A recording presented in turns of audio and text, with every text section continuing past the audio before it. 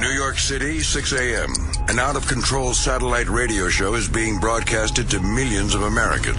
At the controls, Greg Hughes, a father. I am amazed it lasted this long. Anthony Cumia, an alcoholic. Holy mother of God. And Jim Norton, a comedian. There's no positives out of this thing, except for everybody's blood. The three men make up the Opie and Anthony Show, a popular radio program known for its cringe style of entertainment and having very few limits. Oh, my God. Okay, no, this is getting really intense now. It starts funny and then gets very uncomfortable. In the past, they have been accused of multiple FCC violations and have even gotten their show suspended from satellite radio. You couldn't have picked a fucking more self-destructive show. Yeah, crazier the better, yeah.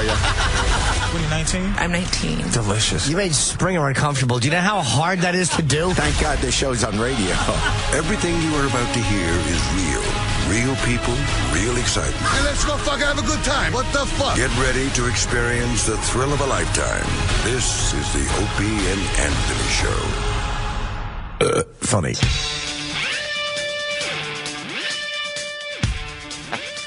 Good morning. Welcome to the Opie and Anthony. Good morning. I was thinking about that. Does that even make any sense anymore? What's that? To start every show with, good morning, Are you just talking to people that know? Yeah. Or do they just hear Words,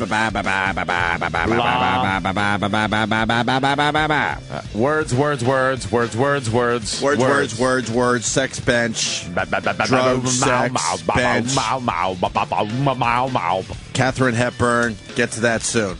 Yes. Why aren't you taking a piece of my sister's lava cake? Because I had that wonderful chocolate-dipped Oreo cookie yesterday. Right. And, I just felt guilty about it the whole day. It went right to your thighs? Oh, right to my thighs. My sister, I don't know, man. I'm running into her lately, and a lot of these baked goods. Tell her thank you very much, but you got to keep that shit out of here, because it's too delicious. And she's going to take on Bobby, and she's going to take on Martha Stewart, my sister. Yeah. The Cake Boss is... That's easy. I mean, shit. That's easy. Yeah. Our baking reality show would be so much better than the Cake Boss. That looks really good. You ever watched that Cake Boss? I've seen it. I think I've strolled onto it halfway through. Probably jealous, actually, because I'm meaning myself. Because you go to Hoboken. Yeah. On a lousy Tuesday afternoon, let's say. Hoboken. There's a line all the way down the street for dummies. Sorry, but if you've been in that line, you're a dummy. They're in line to go in to see the Cake Boss place. And watch the... So I pure jealousy on my part. See, I didn't even know it was there. I think I need a little reality show based around F.H. Riley's. And then we get the line. Why don't you do that? All the way down New York Avenue. Just so they could see the place where the reality show is filmed. I've heard Pawn Stars... If you go to that place in Vegas, Vegas, thing, right? There's a line. There's security people now. Yeah. And it's constantly packed. That's Cake Boss. Yeah. And they wander in, and of course you got to buy something, and they're like, "Oh, this is where Cake Boss is filmed." Do they sell little Cake Boss tchotchkes? I didn't go in. Are there tchotchkes? I walked by and said, "Why are these dummies online?" A teacup? Can you buy a teacup with their name and logo on it? I'm sure. I'm sure they have all those trinkets, but God. But my sister's baked goods is just as good. Just as good. Today it's homemade lava cakes because I was out there in Huntington yesterday for my mom's 75th. Ah. The big 7-5 for my mom. Wow. Maybe she doesn't want everyone to know her age, but... Too late. You let that out of the bag. You know, things better with me and her, I guess. And, that's nice. Things are better.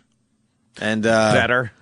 And I went over there and said happy birthday, then went to F.H. Riley's with my sister's kid. And then my sister goes, I'm making homemade lava cakes for you guys when you get back here. Delish. Yeah, but I don't want to eat this stuff. I know, you can't. I want to eat this stuff. Who doesn't? But I don't want to eat this stuff. So now there's temptation everywhere. And then she made some kind of homemade vanilla something whipped cream. I'm like, you made this from scratch? What are you doing? They sell that. She said I whipped it up. They sell that in stores. I know.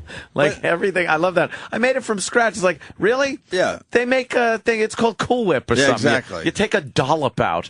Give me a dollop. No, this shit was fucking good, man. So I brought in the leftovers because then she sends me home with lava cakes. I'm like, I don't want lava cakes laying around all willy-nilly. It's temptation. So I brought them in here to see who's weak. I remember being able to just eat anything. A cake and ice cream. When you're a fucking kid, you just shove that shit in your face, and it's gone. You can eat it now. Yeah, I know, but, you think about it.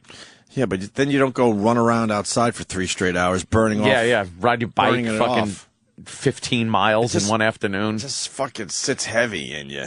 I'll just slouch on my couch with the remote in my hand. That was tasty. I don't care. I could eat this stuff, but it just sits heavy. Yeah. That's what bothers me. It just feels like... I feel like I've negated a workout if I eat shitty. That's about right. Like what I did yesterday is not.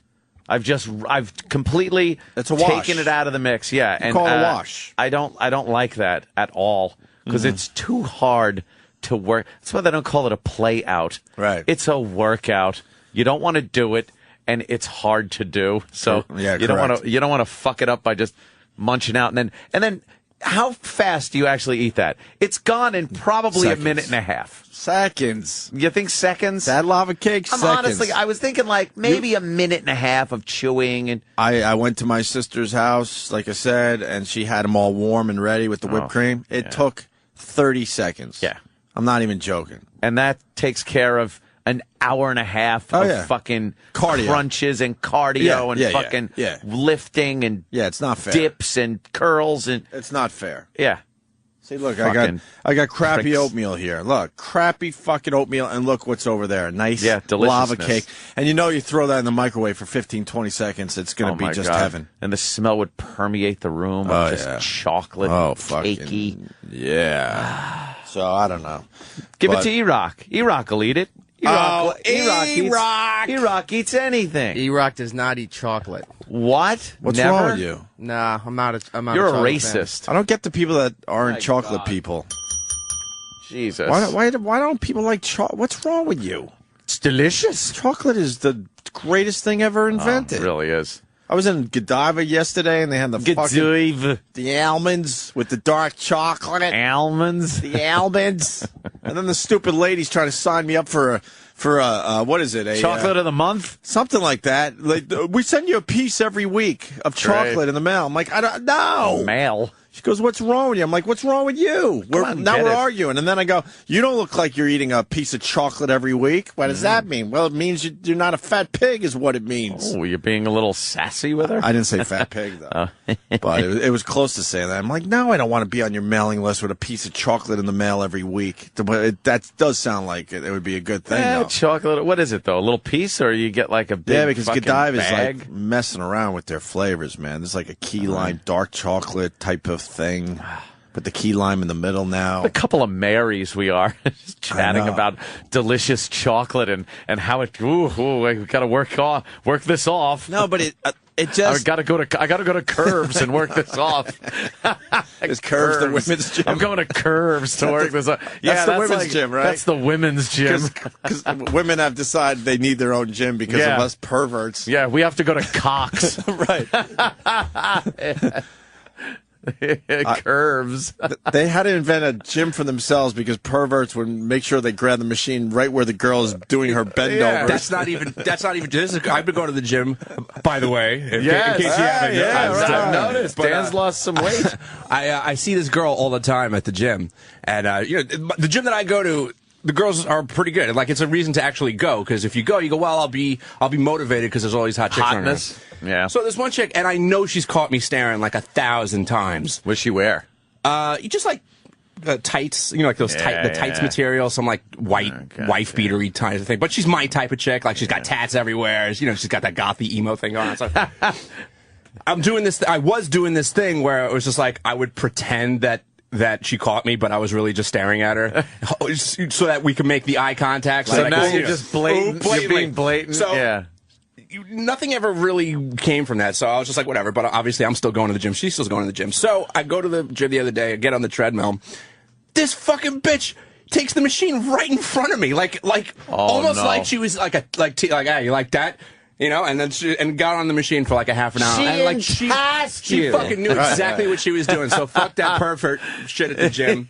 They know exactly what they're doing, and they fucking like it. They like it. Getting to the point, though. I mean, they had to invent their own gym to keep us pervy guys out. to keep the fucking... I said this on the air. My old gym... That's the fat chicks, though. What? That do that. Because the hot chicks want to show off their hotness. You think? Yes. Absolutely. At the gym... Let me think about that. They're busting their balls to show off their hotness.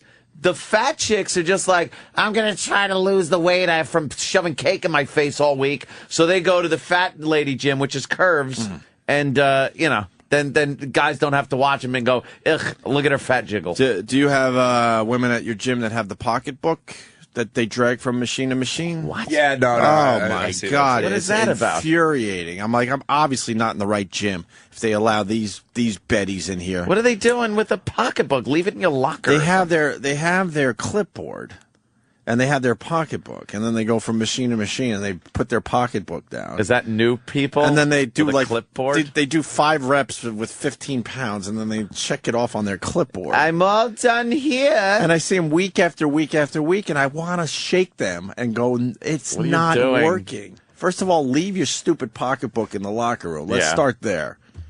Let's get ready to work out, people. I like the fat girls that they get on the treadmill and they walk at like 3 miles an hour for 7 minutes and then they get off. It's like, what are you doing? You're not doing anything. Just long enough to get dizzy. I think I got to change gyms because then there's the trainers, and I bet you this is some equal opportunity bullshit. Uh-oh. The trainers are getting older and a bit out of shape.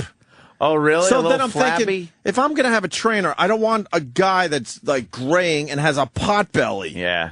Because then you're looking at him like, why are you telling me how to do this? Yeah, why don't you do it yourself? What, you learned how to do it properly, but you don't do it yourself? That doesn't make sense. You want some... as I say, not as I do. Give me a Twinkie. You want some animal that's ripped, because then you're thinking, okay, this guy or this girl knows what they're talking about, because some of the girls are ripped too now, which is kind of scary. My trainer will show me something. Yeah. And he'll like have massive weight on and be like, okay, and just do this. And then he goes like, pulls the pin. Clang. Yeah. I'm one plate guy. Thanks, Thunder.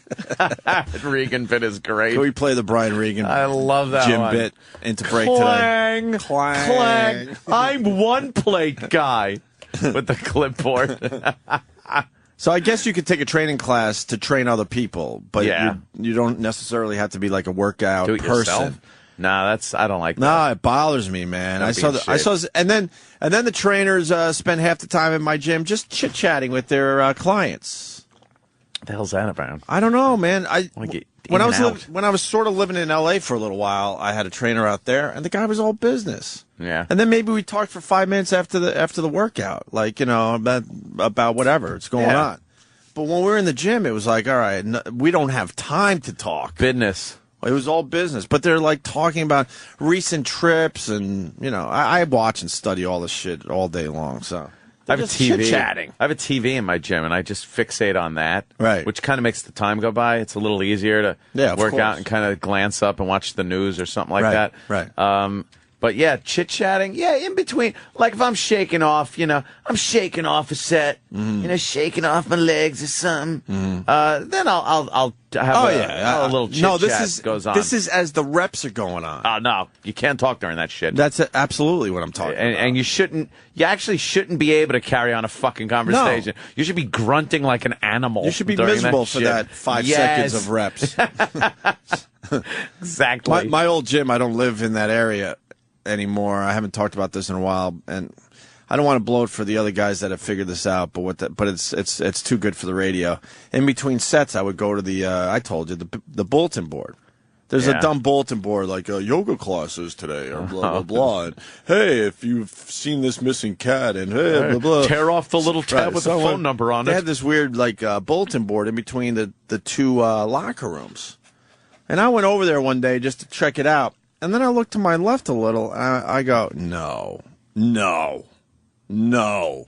looked to my left.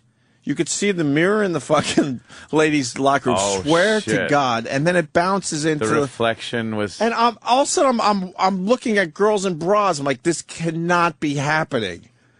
Wow. So then every fucking set I did, I walked over the bulletin board like it was the most interesting thing ever to see if there was anything going on. Oh, that. And then I'm feeling like a pervert. And then I'm thinking, who else knows about this? because there wasn't a line there. How many car services do you need? Right. But I would like kind of whistle and like make believe like just stretching and like kind of wander over to the bulletin board. I don't think many people. There. Honestly, I don't think anyone else knew about it when I was still at that gym because I didn't see anyone else, going over there doing what I was doing. Women would notice if they, if they could see the person could see them. I would love to go back in that gym just to see if it's still happening. If you can't see my mirrors, you're in my blind spot. Also, in girls just in bras, I didn't officially see any wow tatas. That's hotness, though. But it was pretty good. Sneak peek. Yeah. We all love the sneak peek. Oh, my God. Nothing better. Yeah. The little fucking, inadvertently, look. Right. Ooh, she doesn't know I'm peeking at her. Lady and Jim works out in Uggs. Tony in Brooklyn. Jesus. Uggs. What are you doing? What's the consensus on the Ugg? Do we like the Ugg? Yeah, the Uggs are all right. Danny gives the thumbs down on the Ugg. They're just all right. I'm up in the air on the Ugg. Yeah? I'm not sure. Some girls can wear the Ugg and pull the Ugg off. Others, not so much. I'll tell you, I think it depends on what else is going on with the Ugg. Oh, what other part of the accoutrement? Like jeans, whatever. But girls all over Long Island are doing the Uggs with the the tights. I don't know what you call it. Is it just tights or what is it? What do they call them now? I don't know what it is. But it's There's basically new words for it's 'em. basically leaving the house in a t-shirt, Uggs, and pantyhose, and I love it. Yeah. So keep doing that, folks. That's a good look. That works. Don't mind the Uggs. But it is the official fucking women's shoe of Long Island. Is the Ugg. Yeah. I mean, there are a lot of Uggs on Long Island. Yeah, and Uggs. And Uggs, yeah. Ugg faces and Uggs on their feet. Right. That's why it's the official shoe. The Ugg. The Uggs are wearing Uggs. Yeah. Stretchy. They call those. What are the jeans? Leggings. There's leggings, but there's also this thing that's jeans that are leggings. Oh, pajama jeans. I've seen We've those. seen pajama jeans. Yeah. Yeah, they're just jeggings. What? Jeggings. No. Is that something official? Jean leggings are jeggings. I never heard this term before. Dude, look at that. See? Yeah, I see it. They're called jeggings. There's the jeggings right there. And they're leggings, but they look like jeans or something. Some of these jeggings make girls' asses look a little too flat, though. Yeah, that girl has an awful ass. They're pushing down too much stuff. Find a good ass in jeggings and see, because that's a mom ass. Ugh. Well, there's. Hey, look at that. That's golden jeggings. Yeah, jeggings is jean leggings. I didn't know that. Yeah. A little out of touch, I guess. Well, they put the Uggs on and walk around with that. You can see camel toe. They're wearing jeans, but you can see camel toe through jeans. People are saying we would love chocolate in the mail. I'm not getting chocolate in the mail. Oh. Get the fuck out of here. That message board is in every gym. Hold on a minute. Let me go to Nate in Philly. You could see inside your women's locker room, too, Nate? Opie, I haven't been in a gym where there wasn't a message board conveniently located next to the women's locker room. It's the straight man's version of the gym teacher's glass wall. Huh. Wow. I thought I really was onto something. Maybe the people buying these building these gyms are onto something. So I think I kept my membership there a little longer than I probably would have. You really were. You knew every little fucking detail about a missing tabby. If you saw that cat walking around, you'd absolutely know. Yeah. Is that Conan wearing jeggings? He went with the jeggings? Look at his fucking cock bulge. He also tucked his dress shirt into the top of the jeggings. Right. That's pretty funny. Well, embarrassed to say, but it has to be said, I'm officially a hardcore Knicks fan again.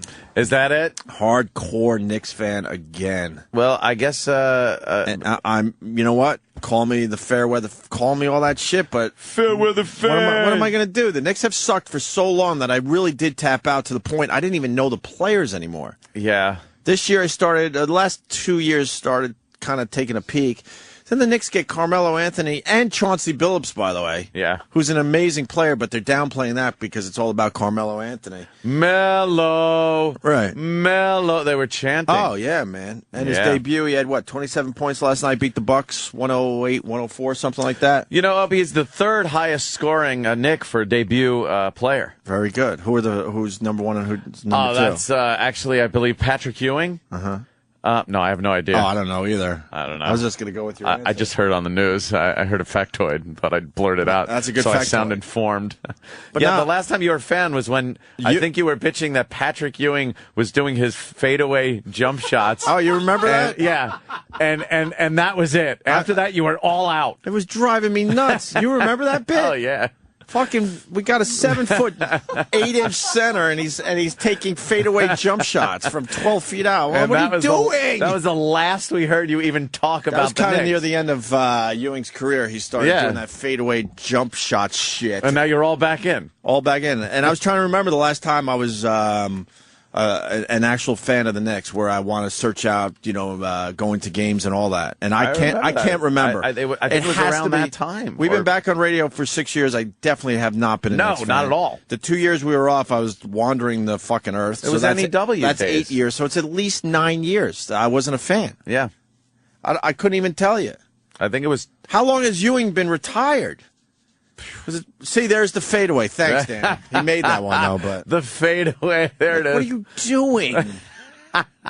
We have plenty of guys that could shoot from the outside. That's great. You need to get down low. There it is. Look at that fadeaway jump shot.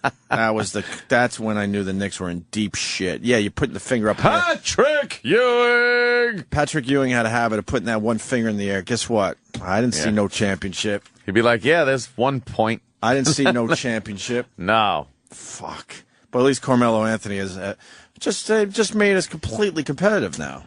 Although this year's team was not bad to begin with, but now, wow, we got a team. They're very excited. That's what I'm hearing when they were talking about on the news. Very excited. And I'm like, why aren't they talking about Chauncey Billups a little more? This guy's a fucking player, man. Oh, it's like Patrice said. He's a bit older, but he's still got a couple of years left, man. A couple real good years left. Maybe Chauncey is the slouch, the good slouch. What was I don't know. Patrice called the bum? The confident bum. The confident bum. We still need some height. We still need some kind of a center presence. But but you know what? We're all right. Ewing retired in 2002. Yeah, so I haven't watched the Knicks like on a regular basis in 9 years. Wow, that's the truth. That is the God's honest truth. Jesus. Yeah. Ewing's final season as a Knick for Patrick Ewing was the 99-2000 season. Oh, a Knick. That was the last time he was a Knick. Was in 2000. Oh, you're right, because then he went did a couple years. I forgot about that. I forgot about the Supersonics years. You're right. All right. Yeah, but I was still watching a little past 2000. Okay. Yeah, so it's been about 10 years. Wow. Yeah. That's craziness. That's been 10 years. I remember. And now all in. One trade, all in. I heard because I'm the definition of the fair weather fan. Fair weather fan. I was listening to you just talking now and noticed that you were saying we need some height. Yeah, we do. We need a center. It's like all of a sudden you're back in. All of a sudden, I heard that yesterday. Oh, really? We need. I'm talking for a lot of New Yorkers, though. There's excitement now, man. Well, it is. People if are Carmelo really Anthony could avoid the drug dealer that wants to kill him.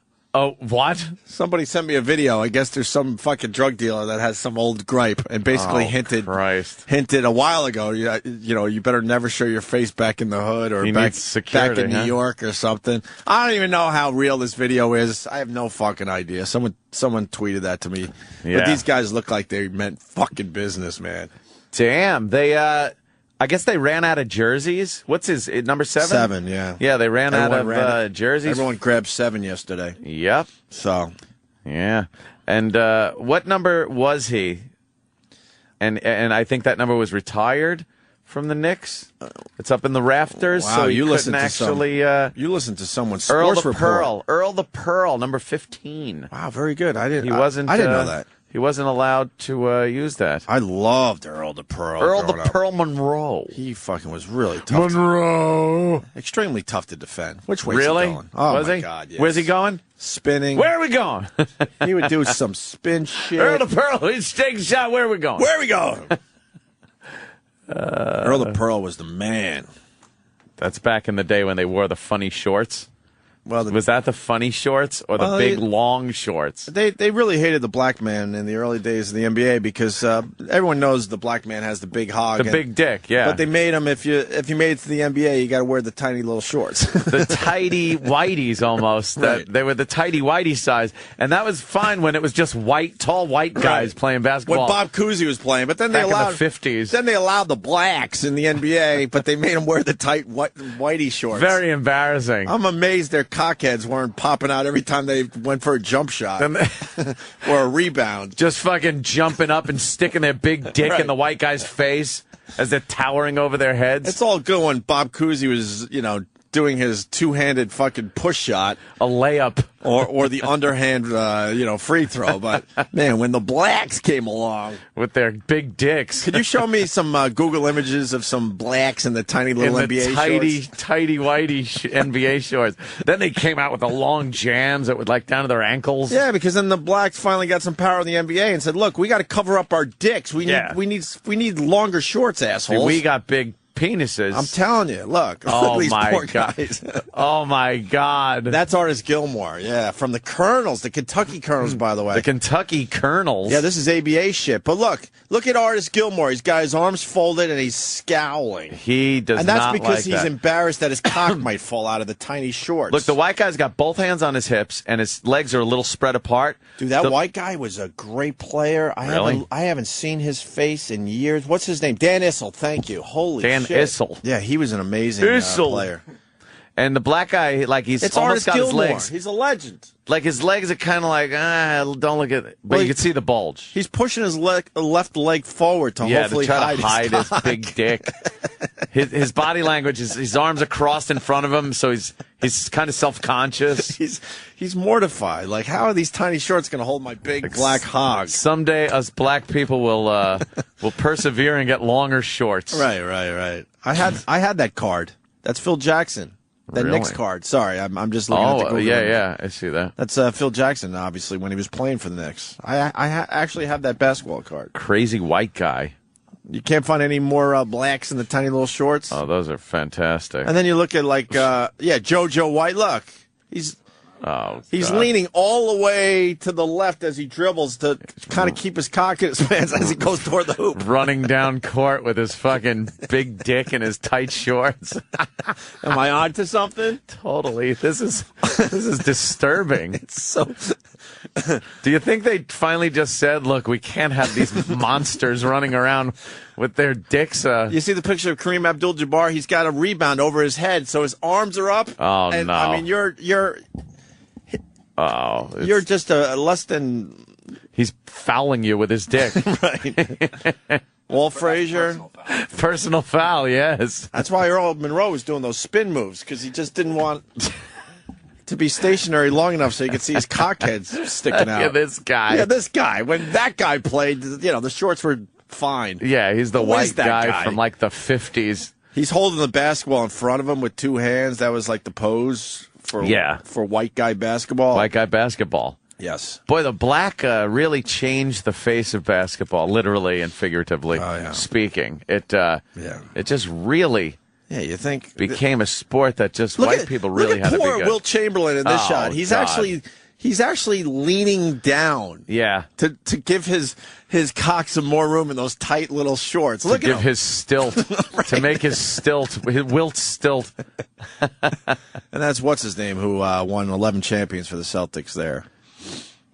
Damn, man. Yeah. So that's some old school fucking shame. And now if you look at Magic, Magic Johnson had to have the tiny little shorts. Bird. Larry Bird was packing nothing. Look at Larry Bird's fucking Irish white ass is just fucking flat in his little shorts. Yeah. Magic's just thinking about AIDS and his little shorts. He had plenty of room for his little penis. I would assume Larry had a little one.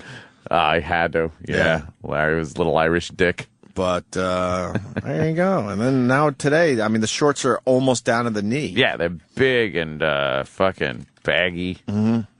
Yeah. There he is. Mellow. Did I spell his name wrong last night? Is it what? Carmelo? Yeah, look at the fucking... Yeah, they're down to the knees. Shorts are down to the knees. See, now they can play properly. Has there been such a change in uniform over the years? I mean, I know football, if you go way back, they had that wacky leather helmet. Right. That wacky leather hat they would strap to their head. They just had tiny little shorts. I never understood that. And then they had to pull their socks up, really high. Yeah. In the old days. But look, now LeBron James could bend down for the loose ball without worrying about his cock falling out. His dick or his balls popping out the fucking side. I'm telling you, man.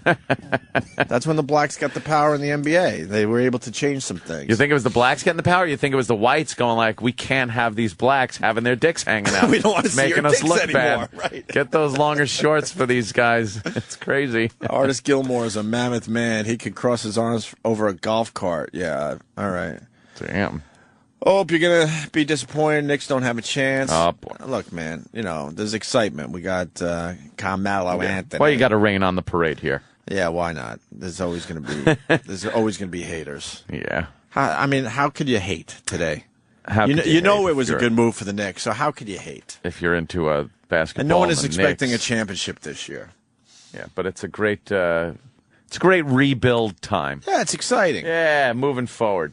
There was 10 years of fucking nothingness. There was energy in the Garden last night. So, Muhammad Ali had his cock fall out during a match. What? Yeah, the same thing was happening with boxing. They made him wear the tiny little fucking shorts. Ron, is this true, or are you just fucking going with the bit? Oh, no, it's true. It's back in the late 60s, early 70s. He might have even still been Cassius Clay. But they had to have everybody come around in the ring, hold towels so they could... And he had his gloves on, so somebody had to put it back in for him. They had to put his dick back in? See, I might be onto something, Ed. Yikes. Yeah. They were like, enough of the black man's dick popping out. We actually came here to see the sport. All sports needed to make their shorts longer sir. When the black man started becoming the superior athlete. Right. All right. Danny, could you find out if that's true, if Muhammad Ali's dick popped out? I've never heard that before in my life. Me either. You'd think it would be on the first page of results, but yeah. See, they had to go with the bigger shorts because your black athlete has the bigger penis. Really, Jimmy the Greek? See, your black athlete would breed back in the Civil War days with his giant penis. Really? Is that what happened? Shane in Westchester. Hey, good morning, guys. How you doing? Good, Shane. What's up?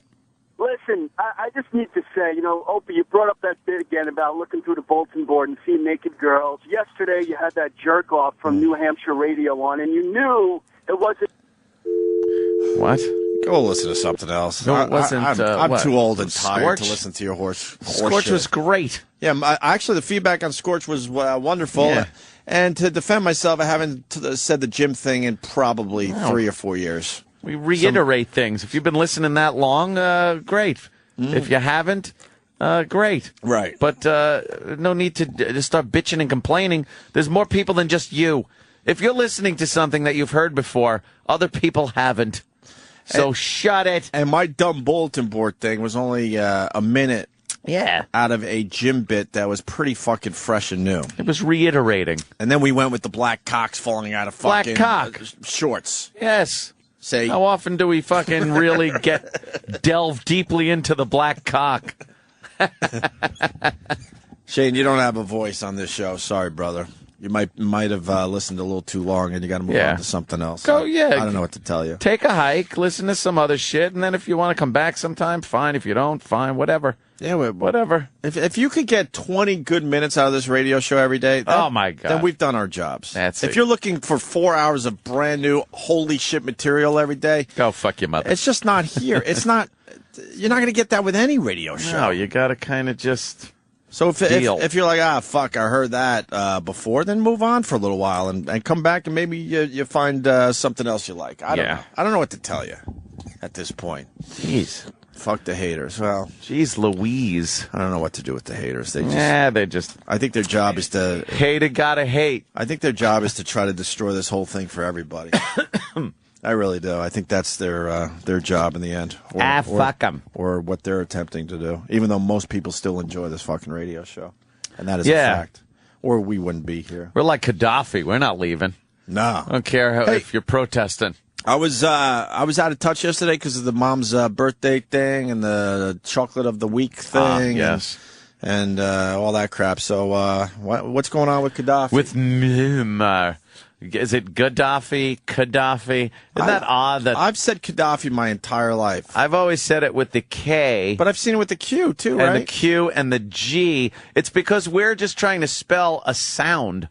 Like, he doesn't spell it with a letter G, K, or Q. Right. They spell it with them squiggly lines. Right. And then you hear it said, and someone heard, like, Gaddafi. And you're like, oh, how do you spell that? Andy Levy had a great tweet about that. He goes, he basically said that Gaddafi spells his name so many different ways that he ruined his chances of trending on Twitter or something like that. That's great.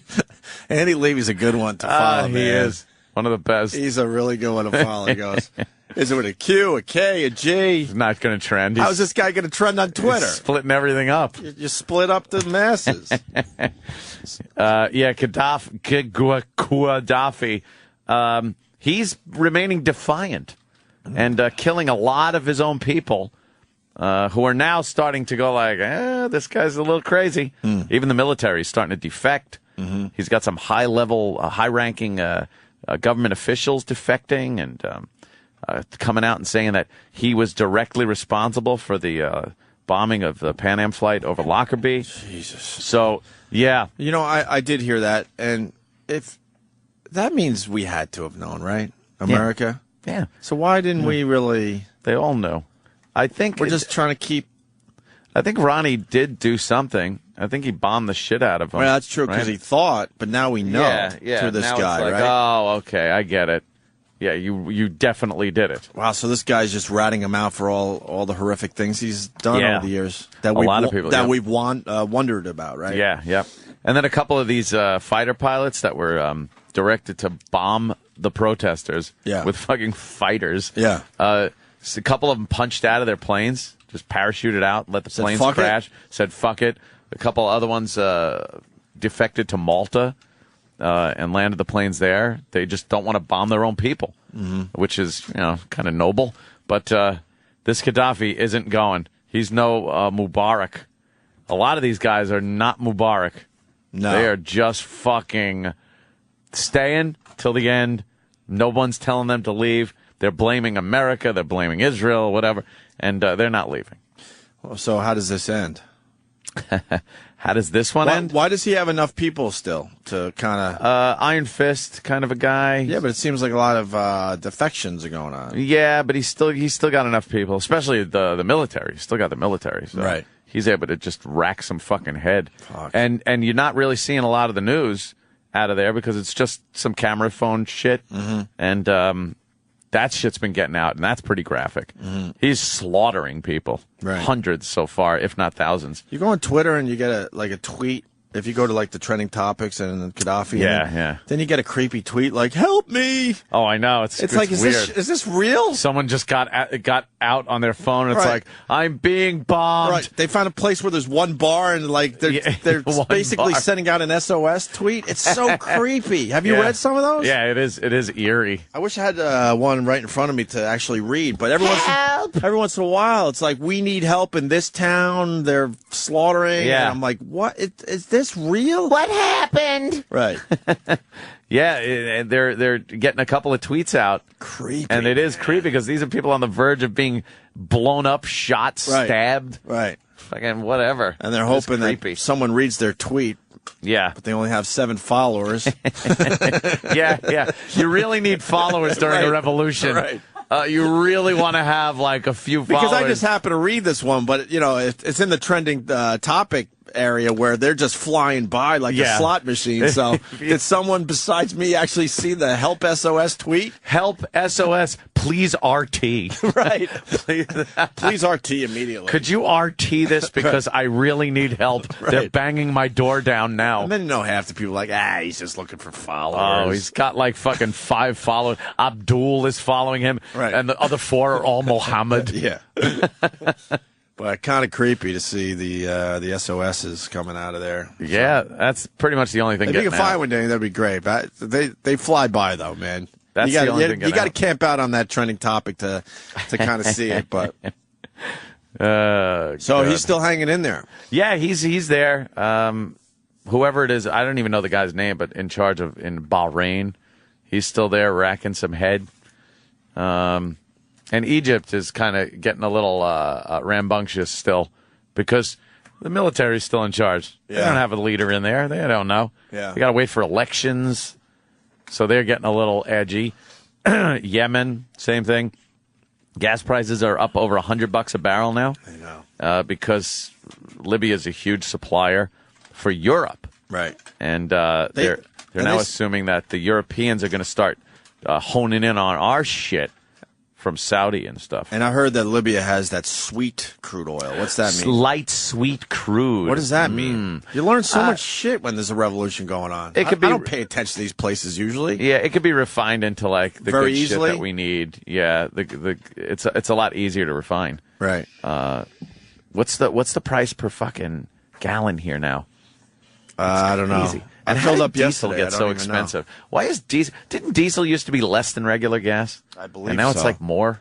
I believe we got 1,000 truckers that'll answer that. But what are we going to pay this summer? $5 a gallon? Oh my God! Do you see it going up to at 5? least 4? I think we're going to crack well into 4. Yeah. Yeah, definitely. And of course, it hits when we all decide we need to start driving around a lot more. Yeah. That's so weird how they figure that out. So weird. It's Mideast violence serious. Expect higher prices is on this gas station that could sign. Say anything. Yeah. People like it's going to be raining tomorrow. Expect higher prices. Yeah, they're gonna. I believe they like to take advantage of us, huh? Oh, please, these motherfuckers! I had to raise prices. Very bad violence in the Middle East. I had to raise the price. Yeah, when do you lower it?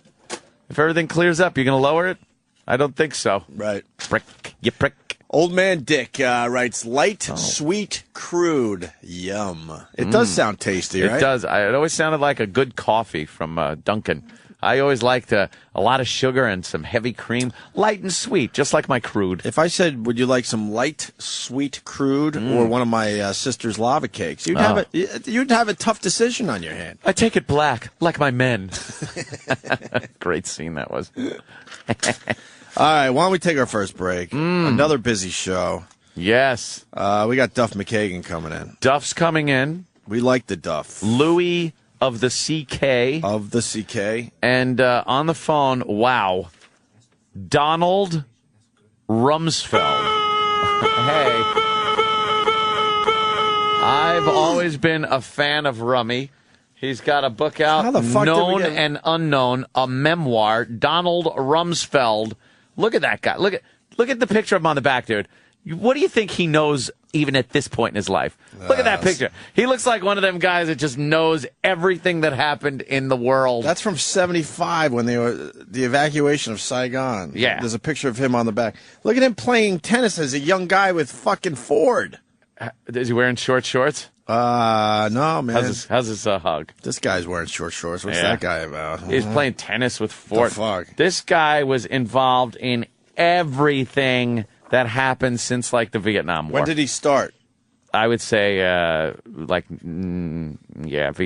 I mean, he's been, like, the military guy forever. But yeah. I mean, like, when did he start kind of doing the Navy and the government White House thing? The Marine.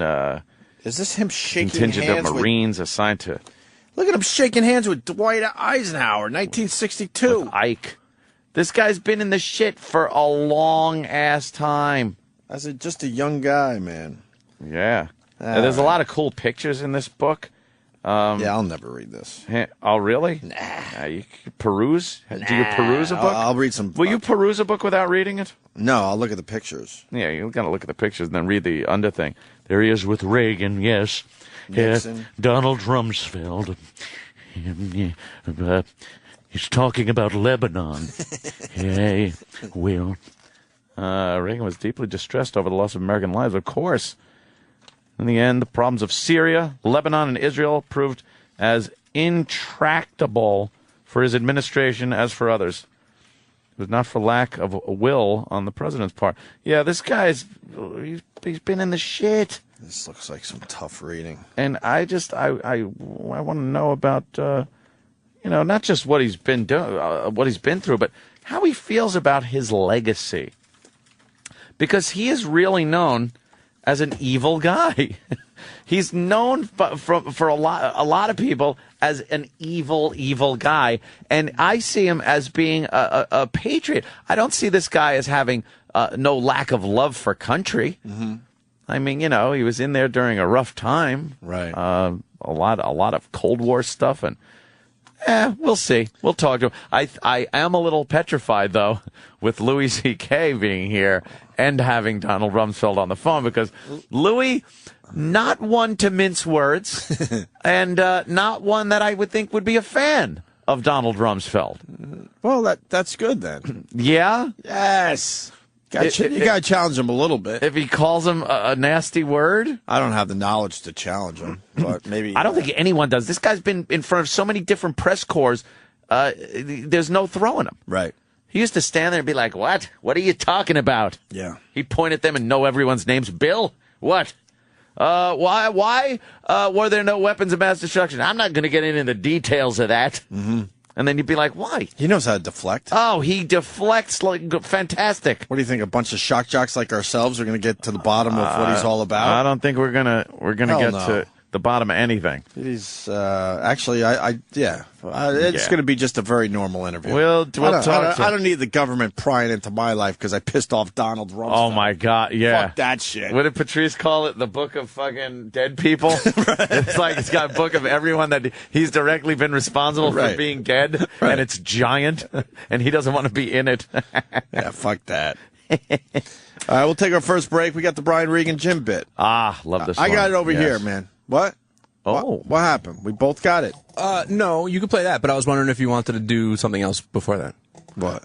Because you had mentioned a catchphrase that we had production for. Can we play the... You can save it. I mean, after the break, a brand new production piece, Billy the Bass Man, Where Are We Going? Oh, damn. Because I figured we'd play it in show because we might want to fucking comment about it.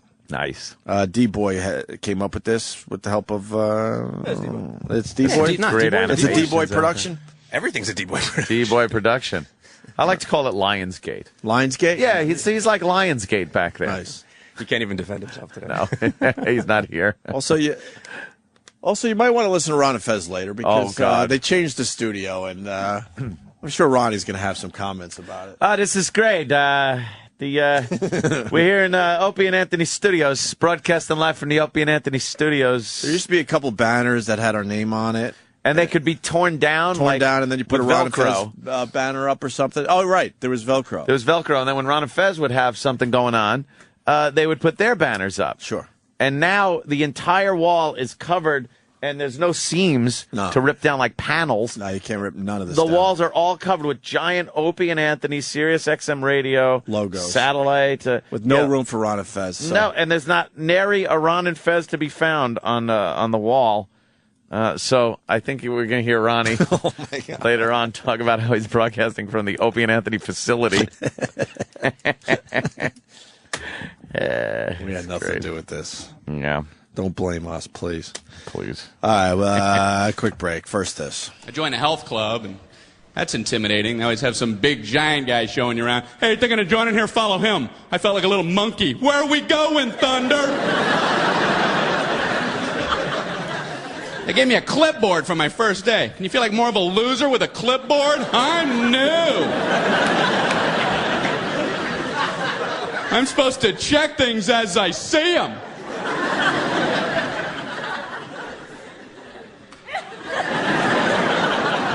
And I think the guy was making up muscle names just to play games with me, you know. This machine right here is for your flactoid. That's the toy I'm working on. And then he leaves. I don't remember anything he said. All I know is I don't think I ever felt so alone in my life. I'm in a health club with a clipboard. Nobody's talking to me. You know? I had black socks on.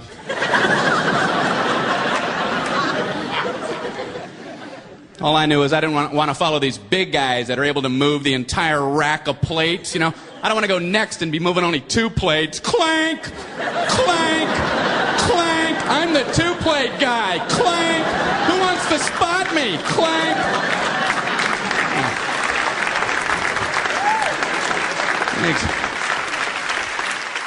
So I get away from these guys, and I go over to this other area where there's nobody around, and I got into this one thing, but I got into it wrong, apparently. I don't know where your arms and legs are supposed to go, so I just get in there and I just start moving stuff. This guy comes up, "Hey, buddy, would you mind getting out of the painter scaffolding?" Checking the exits. Call the Opie and Anthony Show now. 866-WOW-1-WOW. That's 866-969-1969. Cell phone or PDA users, send your feedback to feedback@opieandanthony.com. I love the MacBook. Gotta love this. Louis C.K. in studio. Very nice. Promoting the Borgata. He doesn't have to promote that. That thing's going to be sold out. It's April 23rd. For tickets, go to Borgata.com. April 23rd, Louis C.K. Yes, sir. We got Donald Rumsfeld calling in today. I know. I'm really excited about it. Are you? I'm really excited. You a big Rummy fan? Oh, God. I'm just so excited that we're going to actually be speaking to this guy. It just feels like a very rare opportunity. Oh, yes. Oh, no. A rare opportunity is one way to put it. Oh. Well, he's got very a new book inner circle. This is the guy. This is the guy. This is a guy. You look at some of the pictures in there. You see him during the Cold War, during Vietnam. This guy was in all of this stuff. No, he knows actually what's going on. Exactly. He actually knows. He knows. Can you imagine what he knows that he'll never tell anyone? Oh, my God. Because this book is a waste of time because he knows real stuff that he'll never write about. It's just his memoir. The shit he's taking to his grave. But on his deathbed, he goes. He should just release it and go, "Here you go. This is what I really know. There are aliens at Roswell." Right. Yes. We did kill Kennedy. There's an interview with Jimmy Carter. I don't remember who did it, but somebody who asked him, "Is there, when you become president, do they sit you down and tell you, here's what's really going on? The deal. Aliens and all kinds of stuff." And then do you carry that to your grave? And he said, "Yep." He just said, "Yep." He said, "Yep," like a blanket, yes. Yep. And they said, "Well, what are the things?" He said, "I'm not ever going to tell anybody, but yeah, they tell you some things that will really surprise you." Wow! And they also scare you to the point where you're not even going to release it on your deathbed because you know they're going to probably take out your entire family or something, right? Yeah, exactly. So you got to be you got to be a loner that knows all this stuff. And this is one of those guys. I mean, he's one of the guys who tells. He's not one of the people who gets told that. No. I absolutely he tells the people. That. Yes, he is the teller of the story. Teller of the crazy things. Yeah, come on in here. I got something to tell you. Oh, and then it's just. I never missed a single press conference of this guy. No, weren't they fantastic? Unmute the TV. Rummy's on. I loved the Rumsfeld press conferences. Were the best. He could deflect questions like a superhero with fucking with bracers on his arms. No, that really is. That is like you're defending. Like you're on the cutting edge of the world's everything, and you're fixing your tie and just standing there fixing your tie and going, fixing "No, I ain't telling you that." Oh, the balls! I will move on. Bob. What's your question? Knows the name of all the reporters. So defiant. Knows their family. Knows where they live. Knows their credit history. Knows if they're going to be audited. Right. Knows how much they owe on their house. Rummy. Is there anything in particular you want to talk to him about or ask him? I'm sure somebody from his camp is listening. Man, I don't even know why we're talking to this guy. Why are we taking a chance like this? A chance? We're not going to get anything out of him, and it's just going to make our lives miserable. No, I'm excited to talk to Mr. Rumsfeld. Yes. Donald Rumsfeld, you see the picture on the back? He's still looking good. He, by the way, he ain't done. No. Next Republican president is going to bring him back. He'll be right back in. Right? He'll be right back in. You see the picture on the back of the book? Like that is the look of a guy that was during the Cold War that just knew everything. How close we really were to the world to the bomb actually going. Yep. He was standing in the room while people's fingers were on buttons to launch missiles going, well, here it is. All right, stand down. He knows what had to happen and not there be those wars. Right. He's got to be pushing. But then on the front, he says, but I just put on a polar fleece and stand on my porch. That's all. That's it. The casual shot. You throw this polar fleece on. Take a picture for the cover. Yeah, he's looking good. With his sensible jeans. That's what. Yeah, Sarah Palin has a polar fleece on her cover, too. Really? Is that the look? That's the new thing. It's like, but I got a polar respectfully, son. You look like what I ever do to anybody? Right. Look at me. Can't hurt a fly. Come on. All right. Well, we got that happening. What Rummy. time? There's things to ask him. In about an hour. I'd like to ask him Mr. about some of the situations that are going on now in the Middle East when he's not involved, and if he, how maybe he would like to see a president handle things, and does he feel left to Gaddafi out? Yesterday, when when you were on the phone, you think he's on the phone with Gaddafi? he's got a bunch of phones in his house. Gaddafi, right? Fucking right. Ahmadinejad is in the other line. Yeah. All right, we're taking a call from fucking. That's funny.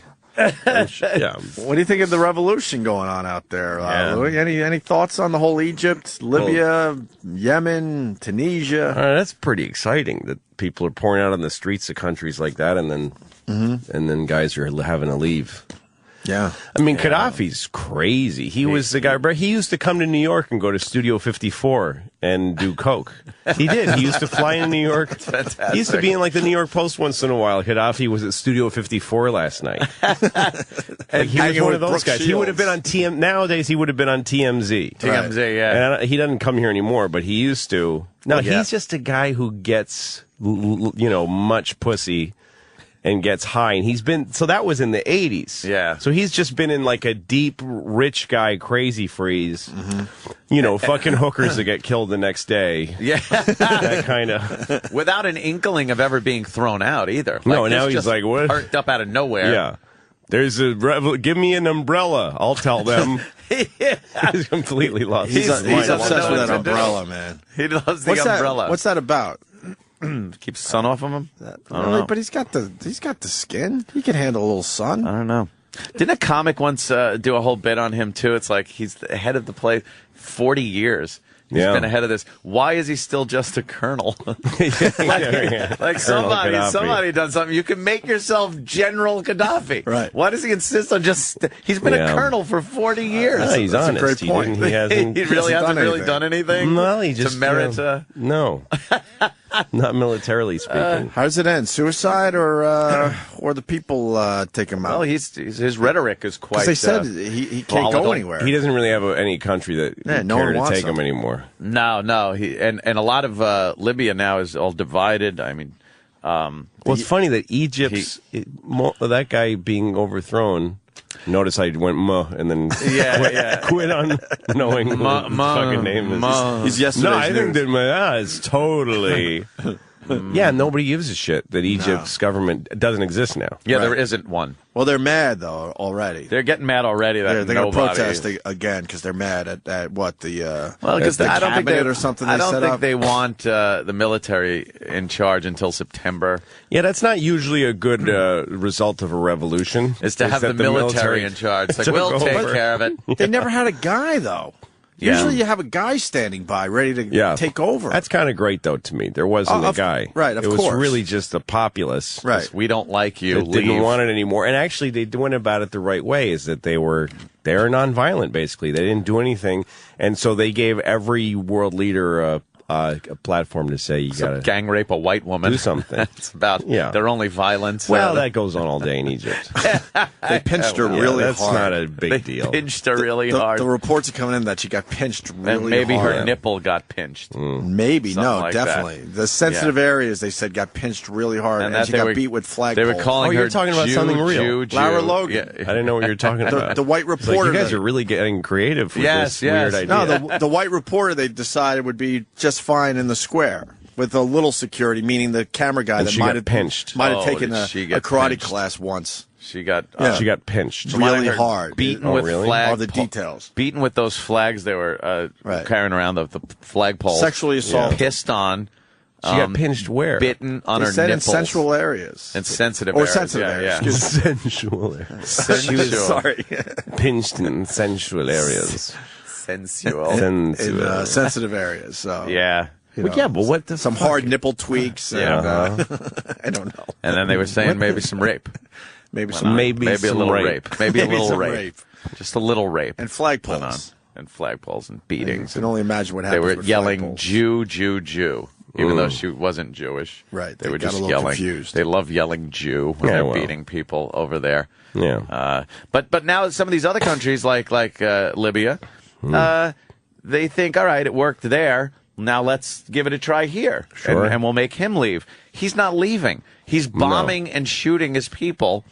So that's a little different take on this whole thing. Yeah, he's actually strafing the crowds with jets. Yeah, he's taking jet fighters and bombing and strafing them. But a bunch of them, I guess, won't shoot. Well, they're horrified. A couple went to Malta, wasn't it? Yeah, a couple And then a couple said, you know what? I don't even need this plane anymore. And they just ejected and said, fuck this. Pulled a Maverick. Right. Said, I'm not doing this. Yeah. No, I remember that in the first war with Iraq, whichever one that was, I don't remember. Yeah, whenever that was. You could ask Rummy. He'll know. Yeah. He'll tell you. And there was a thing I remember on CNN that a fleet of a squadron of Iraqi jets had taken off. Yeah. And that they were going to hit Egypt. And then I saw on the news on some map, they just turned around and went to Syria and landed and asked for college education. That was the end of it. That was the end of the Iraqi Air Force. The whole Air Force just left. They must have gone from, yes, sir, absolutely, we are going to get everyone. And then once they were in the air, they were like, what? Yeah. Let's turn this thing around. Let's go to Morocco. Fuck this. They're going to kill us. They just landed. They get our asses handed to us. Mm-hmm. That's But they're going to get Libya, right? The people will get Libya eventually. I don't know. No one's This is really... going to be a tough one?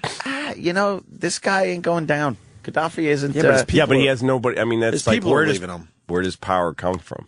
Yeah, but he's still got enough people shooting at civilians. Yeah. Unarmed civilians. He has a lot of money. He probably has a lot of actually like gold bars. Yeah. It's going to come down to him giving some pilot a gold bar to just drop fucking napalm on his people. Because he still has enough of that. He's got enough money and enough power. Well, these and military. guys, the leaders, that's their lives are so weird because they don't care literally about their countries. They just are. No. They're like royalty. They're like old European royalty. Mm-hmm. Yeah, they don't just care. people that live in the palace, and they just eat shit and they make deals with other people. It must sap the country's dull. resources, and so the look on his face is like, I don't understand why I'm being asked to defend this. This is just, I'm a despot. What part of that do you not understand? This is what it is. I stay till I'm dead. When did this not start not happening? And then my kid takes over. That's how it works. Exactly. My kid takes over. He's worse because he was raised. At least I fought to get here. Yeah, he was raised in that. After me, he's going to be a kid who was raised in this decrepit, fucked up environment, who's never seen a poor people except for the ones we eat. Yeah. Always had complete impunity. Yeah, now it's his turn. He could just rape and pillage and kill without any consequence, and now he's in charge. Yeah, amazing. That's the way the world. I heard run. rivers of blood. When you hear them, whenever they mention rivers of blood will flow. That's not good. Not a good sign for the populace. No. This guy says Gaddafi has a house in Jersey. Brian in Philly. Hey, good morning, Opie, Anthony, Louie. Bob Gaddafi. Danny, if you could help us out, I got to see if Gaddafi actually has a house in Jersey. Where's his house? Too. Inglewood, New Jersey. He owns a property. If you remember, he pitched his tent in the backyard. Yeah, I remember that now. Yeah, when he was at the UN thing last year or the year before, he owns a property in Inglewood, New Jersey. And if things go really bad, he may end up, there. But you think he'll end up there? Yeah, you think we'll take him in? Are we going to see him at Jets games next year? Yeah, he's going to be on the floor at MSG with next some popcorn. To Spike Lee. Yeah, there's Muammar Gaddafi talking to Woody Allen, just taking in the game with his weird little beard, sitting next to. Former murderous dictator Muammar Gaddafi taking in the game. Look at him, big fan, big Knicks fan. Giving a peace sign for the Jumbotron. What's up? Yeah. 5 people. Woo! Yeah. Wearing a Jersey Shore fucking shirt. This guy used to live next to Gaddafi or what? His son or something. That was your neighbor, Gaddafi. Well, all these guys have huge families. Like the guy in Egypt, they're the whole thing. And also, by the way, the leader of Afghanistan that we support, they have big families. The whole thing is these clans. Yeah.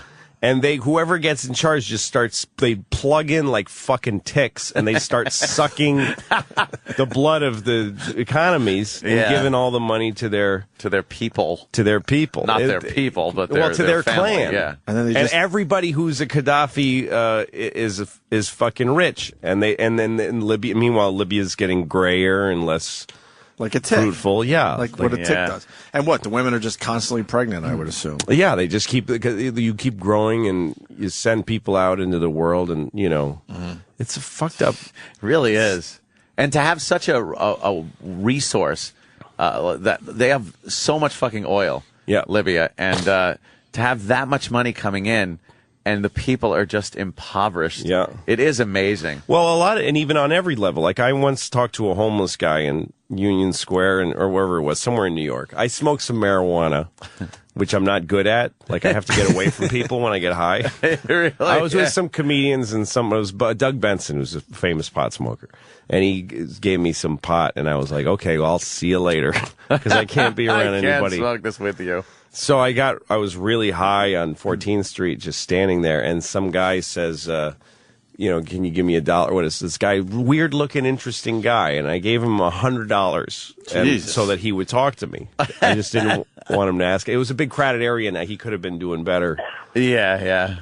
So anyway, I asked him about his life, and he told me he's from Pakistan, and he told me his whole life that his father sold him to his uncle when he was like 12 years old, and he was moved to Queens, where he worked in a gas station, and he lived in a basement room of a gas station in Queens. The basement of a gas station. And he would just be brought upstairs, and he worked like 17-hour shifts. He just worked until he would fall down, and then they'd go down in the basement, and they'd put a little food in him. And he said he did that for something like 13 years. God! And then when he was a slave, when he became too old to, once he became not a minor, you can't, then he becomes capable of filing suing charges them, and things like that, right? So they just toss him out. He said, then I didn't even have the gas station job, and then so he had a few jobs, and now he's homeless. But that's what, it was a family business thing. Yeah. And then they throw you out. Wow. Then you're out on your ass. Brutal. Let's go to Michael, who lived next to one of the Gaddafis. Michael, what's the story? Good morning, guys. Good morning. Louis C.K., by the way, in studio. Louis, love your work. Thank you. Anyway, when I lived in Vienna, Austria in the late 90s, I was in high school over there. And one of his sons, and Louis is 100% right, he's got like 20 brothers and shit. So he's over there and he's studying in university. And you'd think like a dictator's son would kind of have that same mentality. This guy's a complete fucking stoner. Smokes pot constantly. And he would run around and do all this crazy shit around the neighborhood. But even though he was studying over there, he still had diplomatic immunity. His dad sent him over there as, quote, a diplomat. So he used to do all these crazy shit, throw parties. He tried getting a tiger to live in his backyard for a while. It was just they love that really, shit. They love and the thing is, that's what his father is. Yeah, right. Dictators are not shrewd and, really smart. Hitler was like the other thing. These guys are like, Gaddafi's one of 40 sons or whoever his father was. And he was the one who got the gig. Yeah, but he's the Libya fucking gig. wasted all the time. I'm pretty sure Gaddafi is on drugs. Just fucked up. He looked all the time. He looked so fucked up when he was he giving comes those speeches. too much. Like, he just came on a teenager's face for the 50th time that day. When we saw him with the umbrella, he was covered in whatever fucking tiger cum, and he fucking just had jizzed in some way that makes you not want to be in public so much. Look at him with his umbrella. Smoked tons of pot. Probably did all that kind of drugs like in like Last Lieutenant, whatever that shit that was that he did that made him look so fucking Bad Lieutenant. Yeah, in Bad Lieutenant in the morning, how bad he looked in the mornings, like that kind of drugs. Those crystal meth drugs that really fuck you up. Completely fuck you up. And he's doing weird. He shat in some fucking guy's mouth while he came on his mother's and then face. Killed everybody that Donald he was involved with on that in a couple day. hours. And then he woke up and was told, "You're getting thrown." And what? Get me my umbrella. I gotta talk to these people. Right? I'm talking. Get me my umbrella. So, did Michael? You have a point to your call, there, Mike? What the hell are you talking about? His son was blah blah blah. School. Yeah, his son was just kind of eccentric. He was kind of a cool guy. Cool guy. There you go. And he got to do shit. Well, that diplomatic immunity is pretty great. Yeah. Unless you're in Afghanistan. Is that where that guy is? But supposedly some of the Bin Ladens are cool people. So, hey, possibly. I mean, he was a great guy to hang out with. Fucking looked like some 90s grunge flannel shirts and the long hair and all that stupid shit. So I don't know. And he was a Gaddafi. It's pretty odd. No, I mean Osama bin Laden. He's got. He's got family that was living here. Living and going to school in Boston. And, and we got calls back then. Oh, man, I knew that guy. He was cool. He had to leave school very quickly. Yeah. You got to have, the bad guy in your family. Yeah, I guess. It's weird, though. Oh, is that, who is that? Bin Laden's what? Niece? Yeah, she was trying to get a modeling career going. Yeah. Kind of, I think people are a little put off. Yeah, it's really kind of hard to really... Tough to hire for a modeling gig. I don't care how hot you think she is. You're just like, who's going to be the brave guy to do that? Ginger bin Laden. It's not really yeah. Right. And it's like, but, she's the niece of the guy, the towers. And, that tower thing. Yeah. I don't know. I don't know if we really want to make her represent our new fashion line that's coming out. Well, look, Louis got a sandwich in front of him. Why don't we take a quick break? Fine by me. Now, I want to talk about this bench, the sex bench, with the pot and the sex. Oh, yeah, there's pot and great sex little story going in the paper today. I don't know. Little tease there, Louis. Oh, wow, radio tease. We got a bench that people are having sex on and smoking some pot. And where is that? But the bench is dedicated to a very famous individual. So you never nothing about it. You can never keep those things sacred or safe or anything. I think it's a good idea to name a bench after someone. I bet it was thinking that people would take it very seriously and just have a nice little lunch there. And I bet there was an unveiling when it was first put there, and a pomp and circumstance and everything nice, and now people are just fucking and smoking pot. Yeah, it's a horrific bench. Louis C.K. promoting the Borgata. April 23rd. Tickets, go to Borgata.com. Are you going to go down and see Louis?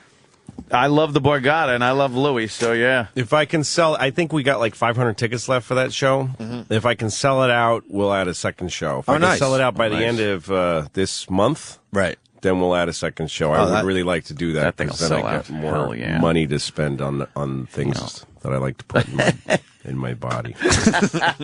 So 500 tickets if we sell them today. All right, let's do this. Let's do this for Louis. You know you're going to have a good sell time. It out. Right. Where are we going? D-Boy came up with this based on Bob Kelly's brand new fucking character, Billy the Bass Man. Billy the Bass Man. He's one of the biggest comedy names in Middle America and south of the Mason-Dixon line. Ladies and gentlemen, give it up. It's Billy the Bass Man. Where we go? All right, now settle down. Oh, well, I'll tell you where we're going to go to Funnyland. He's back with an all-new CD. Where are we going? What do termites eat for breakfast? Oatmeal. Where are we going? Fat, uneducated slobs are calling it a comedic masterpiece. Did you hear about the lookalike competition in China? Yeah, everybody won. Jim Crow is rolling in his grave with laughter. Fuck that! Oh, hey. I hate the fucking... just like you do. Where are we going? Move over, Larry the Cable Guy. There's a new bland, predictable redneck in town. All right, what's Mary short for? She got no legs. Where are we going? It's Billy the Bass Man and his all-new CD. Where are we going? Available now at truck stops and Cracker Barrels everywhere.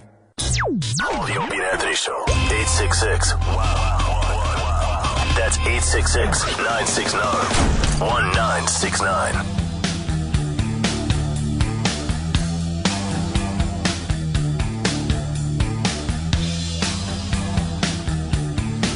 We got Louis C.K. in the studio. April 23rd, the Borgata Hotel and Casino in Atlantic City. That's a great gig for Louis, and man, you should go see him. Obviously, I saw Louis.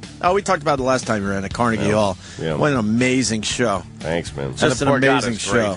Yeah, it's perfect for such a cool perfect for it. It's the only place in Atlantic City that's... It really is like Vegas, kind of. That it's got that Vegas vibe. It doesn't feel like I stayed in another hotel right on the boardwalk once, and it felt like I stepped into the 70s. And it feels like you're in Atlantic City. Yeah. You know you're in Atlantic City. Right. The Borgata could trick you into thinking, man, I took a fucking flight to Vegas. I went to Vegas. That's exactly the difference, yeah. There's some old diner waitress bringing the drinks at this other casino, bringing the drinks to the table, and you're just like, and then you look at the Borgata babes and shit walking around, they're just stunning. No, the other Atlantic City places, it's like you're faced with the economy you're hurting with everything you do. There's supposed to be more of a buffer there. Yeah. Where you can get lost in it. But Atlantic City, the dealer looks at you like, thanks for fucking up my hometown, asshole. Would you like another card? Like they just look depressed. God damn, that is it. You know? Yeah.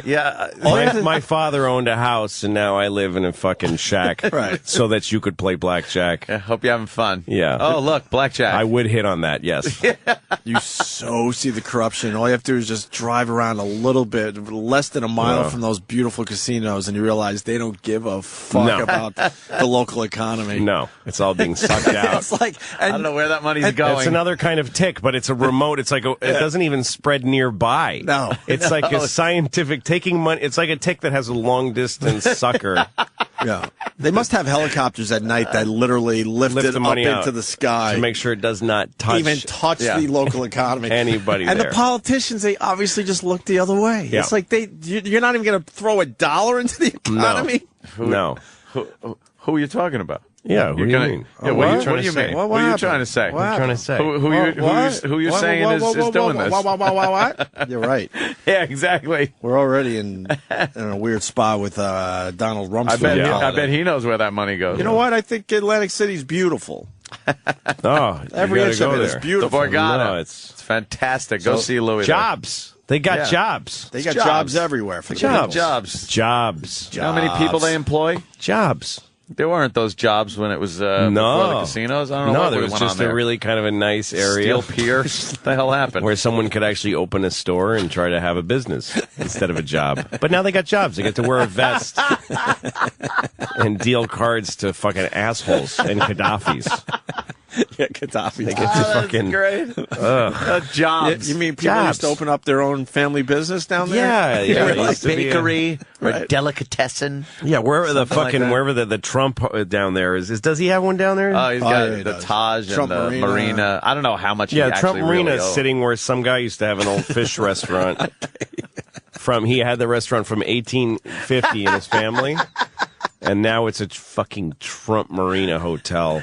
It's right there on the water. I worked that fucking place. Or is the Trump Castle it was called? I don't know where that is now. I think they changed the name at some point. I worked at Trump Castle, and I remember just watching people. I had never really been down there before, and I'm just watching these fucking old ladies from around the country come on buses. Like from the middle of Ohio or Kentucky, literally. Yeah, like you see a bus that says like Lexington, Kentucky. And they fuck. And these fucking old women come out of the bus, and they're like they took a medical hit from the trip. Like you just see them, and they get out of these fucking buses they were in for hours, days. Yeah, blood just clotting in their legs. Helping the 60-year-olds helping the 70-year-olds off the bus, and they go get shit rooms. Yeah, and then they pour buckets of fucking coins. All of their fucking retirement, all they got left, they just pour it in buckets into these machines, and then they leave. And then so I'm watching all this, and it all says Trump all over it. And then I was in an elevator, and Trump got on with Marla Maples at the time, and everyone was like, "Oh, there they are!" They were really excited. They saw them. Oh my God, there's Trump and the woman he's fucking illicitly. And they get on the elevator, and Trump looked miserable. I was in the elevator alone with him just by chance, and he just looked miserable. He looked so unhappy. Yeah. And all that money, I realized, is a weird, like, he has all this billions of dollars, but he's fucking miserable because he needs $100 billion to look in the mirror and not want to kill himself. He needs that. These old ladies from Kentucky, they don't need anything. They have like maybe $1,000 in the bank. Right. It's like they're coming. It's like a religion. Like they're coming to help him feel better. Like they're coming to give him money. Giving him the money. He's like, I have $100 billion and I don't fuck everybody. It's not enough. And these old ladies are like, I have maybe 1,000. You can have all of it. I'll give you all of it. I'll take a bus all day to give it to you. We could have pumped it into our own economy where we live. Yeah, I could have given it to my neighbor's store that closed last week. But I figured I'd come all this way just to dump it into Hopefully this make machine. you a little happier. Yeah. That's classic. With the only buffer being this vague hope that I might leave that I with may be more, one but, of the trillions. But it ain't gonna happen. So we'll just pour money out. I want to know more about the family fish business. the little restaurant that was poor there. guy. Forget that. With his little boat. He would Maybe just a little go bait out shop every day. Bait shop on the pier. No, Oh, he bait used shop. to wipe off the table when you walked in, and Yeah, he'd feel nice, real proud. right? Yeah. Nice. You'd smell like the ocean air. It was open windows in the summer. What was his Yeah. last day like, you think? Wrecking Trump, ball. a bunch of suits A and wrecking ball ties. with the whole family just No. outside crying. Yeah, and You now in see- that exact same spot, it's ring, ding, ding, ding, ding, ding, ding, ding, ding, ding, ding, ding, ding, ding. Oh God, that's all you need. It was Donald Trump and a bunch of other guys in suits with golden shovels taking that photo of them breaking ground, and in back is the boarded up fish place just ready to be plowed asunder. That was there for 150 years. You know, and it's not the fault of some corporations or Donald Trump. It's like Walmart kills all small the town small economies. businesses and- But it's not Walmart's fault. It's the fault of the fucking people. I used to have a house in upstate New York, and there was a town that had all these beautiful old diners and general stores, and they all closed one by one because of Walmart. But it wasn't fucking Walmart's fault. It was the people that lived in that town that don't give a shit about their neighbors. But is it giving a It's shit? the American basic consumer who's like, well, okay, I could spend 13 cents less on a mop. Yeah. So fuck my fucking neighbor. Fuck my neighbor who's had that store in his family for, who's taken care.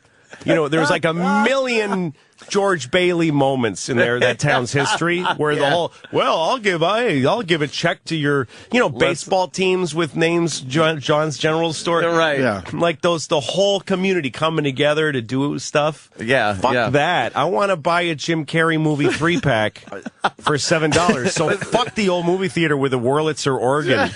But think of Blockbuster Video. Now that caused a big thing because it pretty much closed down all the little mom and pop video stores. Which was a great family business. Which was a family business and shit like that. I remember those things and having to go in and you'd have to buy a membership fee when you first get in when it was like $100. And that was just to try to keep the stores to keep the alive. store open. But then Blockbuster came around. Now what do you want to do? Go into the mom and pop and wait a week for the latest release? Yeah, why don't you? Why don't because you fucking I want wait it a little now. bit? I want it now. So fuck the family that opened that store. And by the way, fuck them that they used to think about what movies you might like. That you might walk in and they go, Anthony, you like comedies. Anthony, we got a whole section for you. Do you even know Remember who that conversation Francois we had? Tati is? Right, And they'd right, show right. you something that we went and found this. Blockbuster would never do that for you. Fuck them. I agree with both of you, but so that you can the local, save a little bit of fucking money. The local place that Ann's talking about, you had to wait for some asshole to bring back the nice new movie. It's out. You'd be like, it's out. It's like, what? When is it coming back? I want to watch that fucking thing. Again, and then Blockbuster said, the fuck ability. that. The Blockbuster said, look, we could just put 100 copies on the shelf. So you're thinking the whole loyalty thing should outweigh the convenience? Absolutely, because you're supporting somebody who is, there's a human being and a family who's living off that business, and they give a shit about you. But by the way, where's Blockbuster? It's fucking know, gone. So they leave a because vacuum. You can't rent a delivery fucking now. video anymore. Yeah, but why would you? Digital delivery. If there was video stores, you know why? It's like bookstores. A bookstore is not They're going just away a place too, man. where you can buy books. It's a place where somebody expresses themselves by deciding what books to put out there and what books they want to offer their community. Right. And that gets replaced by Barnes and Nobles, which means you get the same fucking books that every place in the world gets. I mean, not just America. Right. Every bookstore has exactly the same books now. I mean, that's people don't realize what a massive. It used to be. You go to that bookstore, you're going to get some weird off-color books of this kind, or you're going to get maybe a right-wing bookstore, a left-wing bookstore. That used to be how people fucking. And then so Barnes & Noble's comes, and the difference is a family business will hang on through the tough years if they have half a chance. Yeah. But a corporate business will go, we're not making it $10 trillion, just pull up stakes. And they're gone. So now there's no more fucking bookstores. That's fucking amazing. Or video stores. Yeah. No bookstores, no video stores. Right. The big Barnes & Noble on the Upper West. But because those are predatory businesses. Given your thinking, though, wouldn't we never progress? Like, who's progressing? That's the I mean with everything. Like, wouldn't we not look at the automotive business, which is horrible now, of course, because of the outsourcing and everything. But early on, there were guys working those lines. What about the technology to come in and use robots that did eliminate jobs, but it makes the car better and faster and that's exactly the thing. These things like bookstores and video stores, though, they weren't improved. They were destroyed. And a book is not a car. It's not a product that needs to be perfected like a technology. It's about having a way of life. But now you just download it on Kindle. Yeah. No, exactly. But it's rubbed out getting out of your house and going to a bookstore and meeting the bookstore guy and other people. You used to get fucking laid by going to bookstores. A way that people used to get laid is by going to a bookstore and standing in a section that makes you look smart. And then a chick comes around. Yeah. Oh, do you also like this book? Oh, sure. I'm perusing this. Yeah, you can't do that anymore. When I grew up in Boston, and there was a place in Harvard Square called the Coffee Connection. And this was a place that was obsessed with coffee, and they had coffees from all around the world. And they'd have stuff like you'd get like a cappuccino, and they'd shave chocolate onto it, not like a canister of chocolate powder. It took time. I mean, they had a cheese grater and a block of chocolate, and they'd shred chocolate onto the fucking thing for you. That's like how good it was. You sound like my grandfather. Grandfather talking to me. You don't even understand the old days. And I know the point he's about to make. You'd go to the fucking Coffee Connection, and you'd sit there like trembling, and they'd bring you this thing that would just change your life. Or they'd go, "Hey, you want to try Turkish? We have a new Turkish coffee today. It's a weird thing. Sounds good. Never tried it." So then Starbucks opens down the street, but this Coffee Connection hangs on. So Starbucks opens another one, like on the other side of them. Starbucks isn't doing so great that they can open another one. They're just trying to fucking kill. Oh, shit. So they open like 5 within a block of the place until Coffee Connection goes, this is getting hard. And they sell themselves. They go, let's just be a Starbucks. Yeah. So then Starbucks buys them and then closes the other ones, and then you're just left with fucking just one choice. You get Starbucks. And the quality of Starbucks is horrible. It's okay. And the instant Starbucks isn't making a profit, they'll give up, and then there won't be a fucking place to even get coffee. Right. Then we go back to having no coffee again. No coffee. He's right. So I remember the lumber stores. I remember we did a lot of renovation on our old house because we had 7 kids, small house, where we were constantly adding rooms and this and that. Mom and pop lumber shops. Mom and pop. I would get in the car with my dad. I remember like it was yesterday. We'd go to the local lumber guy. He knew my dad's first name. We got this for you. We made your pile. It's putting all a dormer set. on the house, are you? Yeah. Well, you're going to need some of that. No, I'll come over here. I'll help you out. You need that for the joists. But it was a social thing too, man. How are the kids and how are your kids? Very social. Right. And then, the Home Depot, it's a fucking massive warehouse and no one wants to fucking help you. You're just mad right when you walk in. Sad people working there. Right. Yeah. The buying of the lumber is not a happy exchange. It used to be that you could say to yourself, you know what, if I invest in a good saw, and I get some trucks, I could go out and get some fucking poplar and cut it well, and people will come here and build fucking houses with it. Yeah. And you go, hey, you got some nice poplar, not as good as Joe Wilson's. Yeah, well, mine is down 3 cents. Right. Well, I'll buy yours then. This was like and by the way, we don't improve through this shit. No. We actually don't. It's like, it's what happens is the second place product always wins by being more vicious like Microsoft versus Apple. Right. Microsoft is bullshit software. It's hard compared to Apple. I know, believe me. It's horrible, but Bill Gates is a capitalist, and he was vicious, and he fought Apple, and so for some years anyway. Yeah. America lived on shitty computer technology because of his There was a point where ambition. we all thought Apple was gone. Yeah, it's It was VHS dead. versus Beta. Beta Yep. is still used today. Yeah. Beta videotape is still what most TV shows are shot on. Yeah. And we all watched VHS tapes because the VHS people said, we make the second best, so we're going to be cutthroat and fucked up and pay off people and go to litigation and like sue Beta. And Beta's like, we're making the best kind. We can't even get people to buy it. Yeah.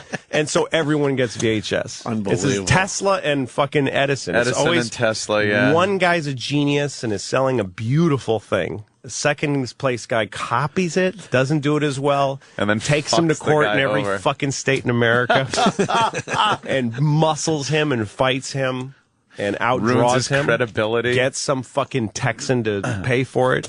And then we all have to buy the shitty product. You're fucking brilliant. It's true. So It's that- the same with cars. They would be better if what you're saying was actually true. If it was like the guys still on the assembly line. Yeah. or- Your coffee story is deeply depressing. It is. What happens everywhere. I was thinking, as you were talking about that, like the Starbucks popping up are like weeds. Yes. Taking out the really nice fucking crop. Yeah, that's what they do. They're And just, they're only they're just interested putting in weeds all over the place right. to destroy it. That's right. And they don't even make money. Like Harvard Square is a good example. I love Harvard Square. It's been a while, but you love won't that love place. it next time you go. It's been years. It's there used to be a place called the Tasty and like the Verst House. All these places that have been there from the 1900s. It's a Sunglass Hut and an Abercrombie and Fitch now. Jesus. And I was talking to one of the local business guys who owns a cigar store. He's like the last guy left. Look at you. No, I'm talking this to shit the fascinates local me. businessman. And I asked him, "Are you going to go under too?" And he said, you know what? Because he went to Harvard Business School and then he opened his little cigar business. store. Oh God. He said Abercrombie and Fitch and Harvard Square doesn't even make a profit. They lose money every day. They're not that store. The rent is so high for what they built there that they can't. If they could sell jeans all day, they're not going to make a profit. They're not there to make a profit. It's just a billboard. It's a 3D billboard.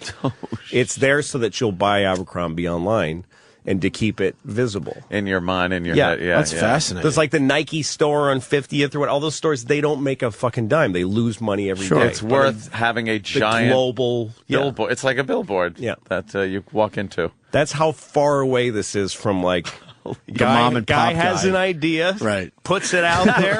I love this Folks love it, and they start buying it. It's not even. Wow. We're not even close to that anymore. No, like I'm nostalgic for the guy who started Wendy's. Like that's now like a great American. He's like a revolutionary. A great American story, Yeah. or Ray Kroc from McDonald's. Yeah, he's having like the Che little- Guevara or whatever his name is. Like he's like, a great man. They're sort of making a comeback, but remember just the local burger joint was cool. Are they making a comeback? A little bit. You see more burger joints popping up. Maybe they were part of a whole corporate thing, but they. Well, like in New they're- York, there's Five Guy Burgers here. Right. But when we were growing up, every town had its local burger guy, and they bragged about their burger, and it was better than the guy's burger from the next town over, and then you watch those slowly. The one in Huntington, the Choo Choo hamburger place, right. and their thing was, well, we'll bring your burger on a nice fucking train right in front of you. Right. Oh, It's a here little comes my electric order. You train. see it fucking rock in the restaurant. Yeah. And it comes around and stops at your, Yeah. your counter spot.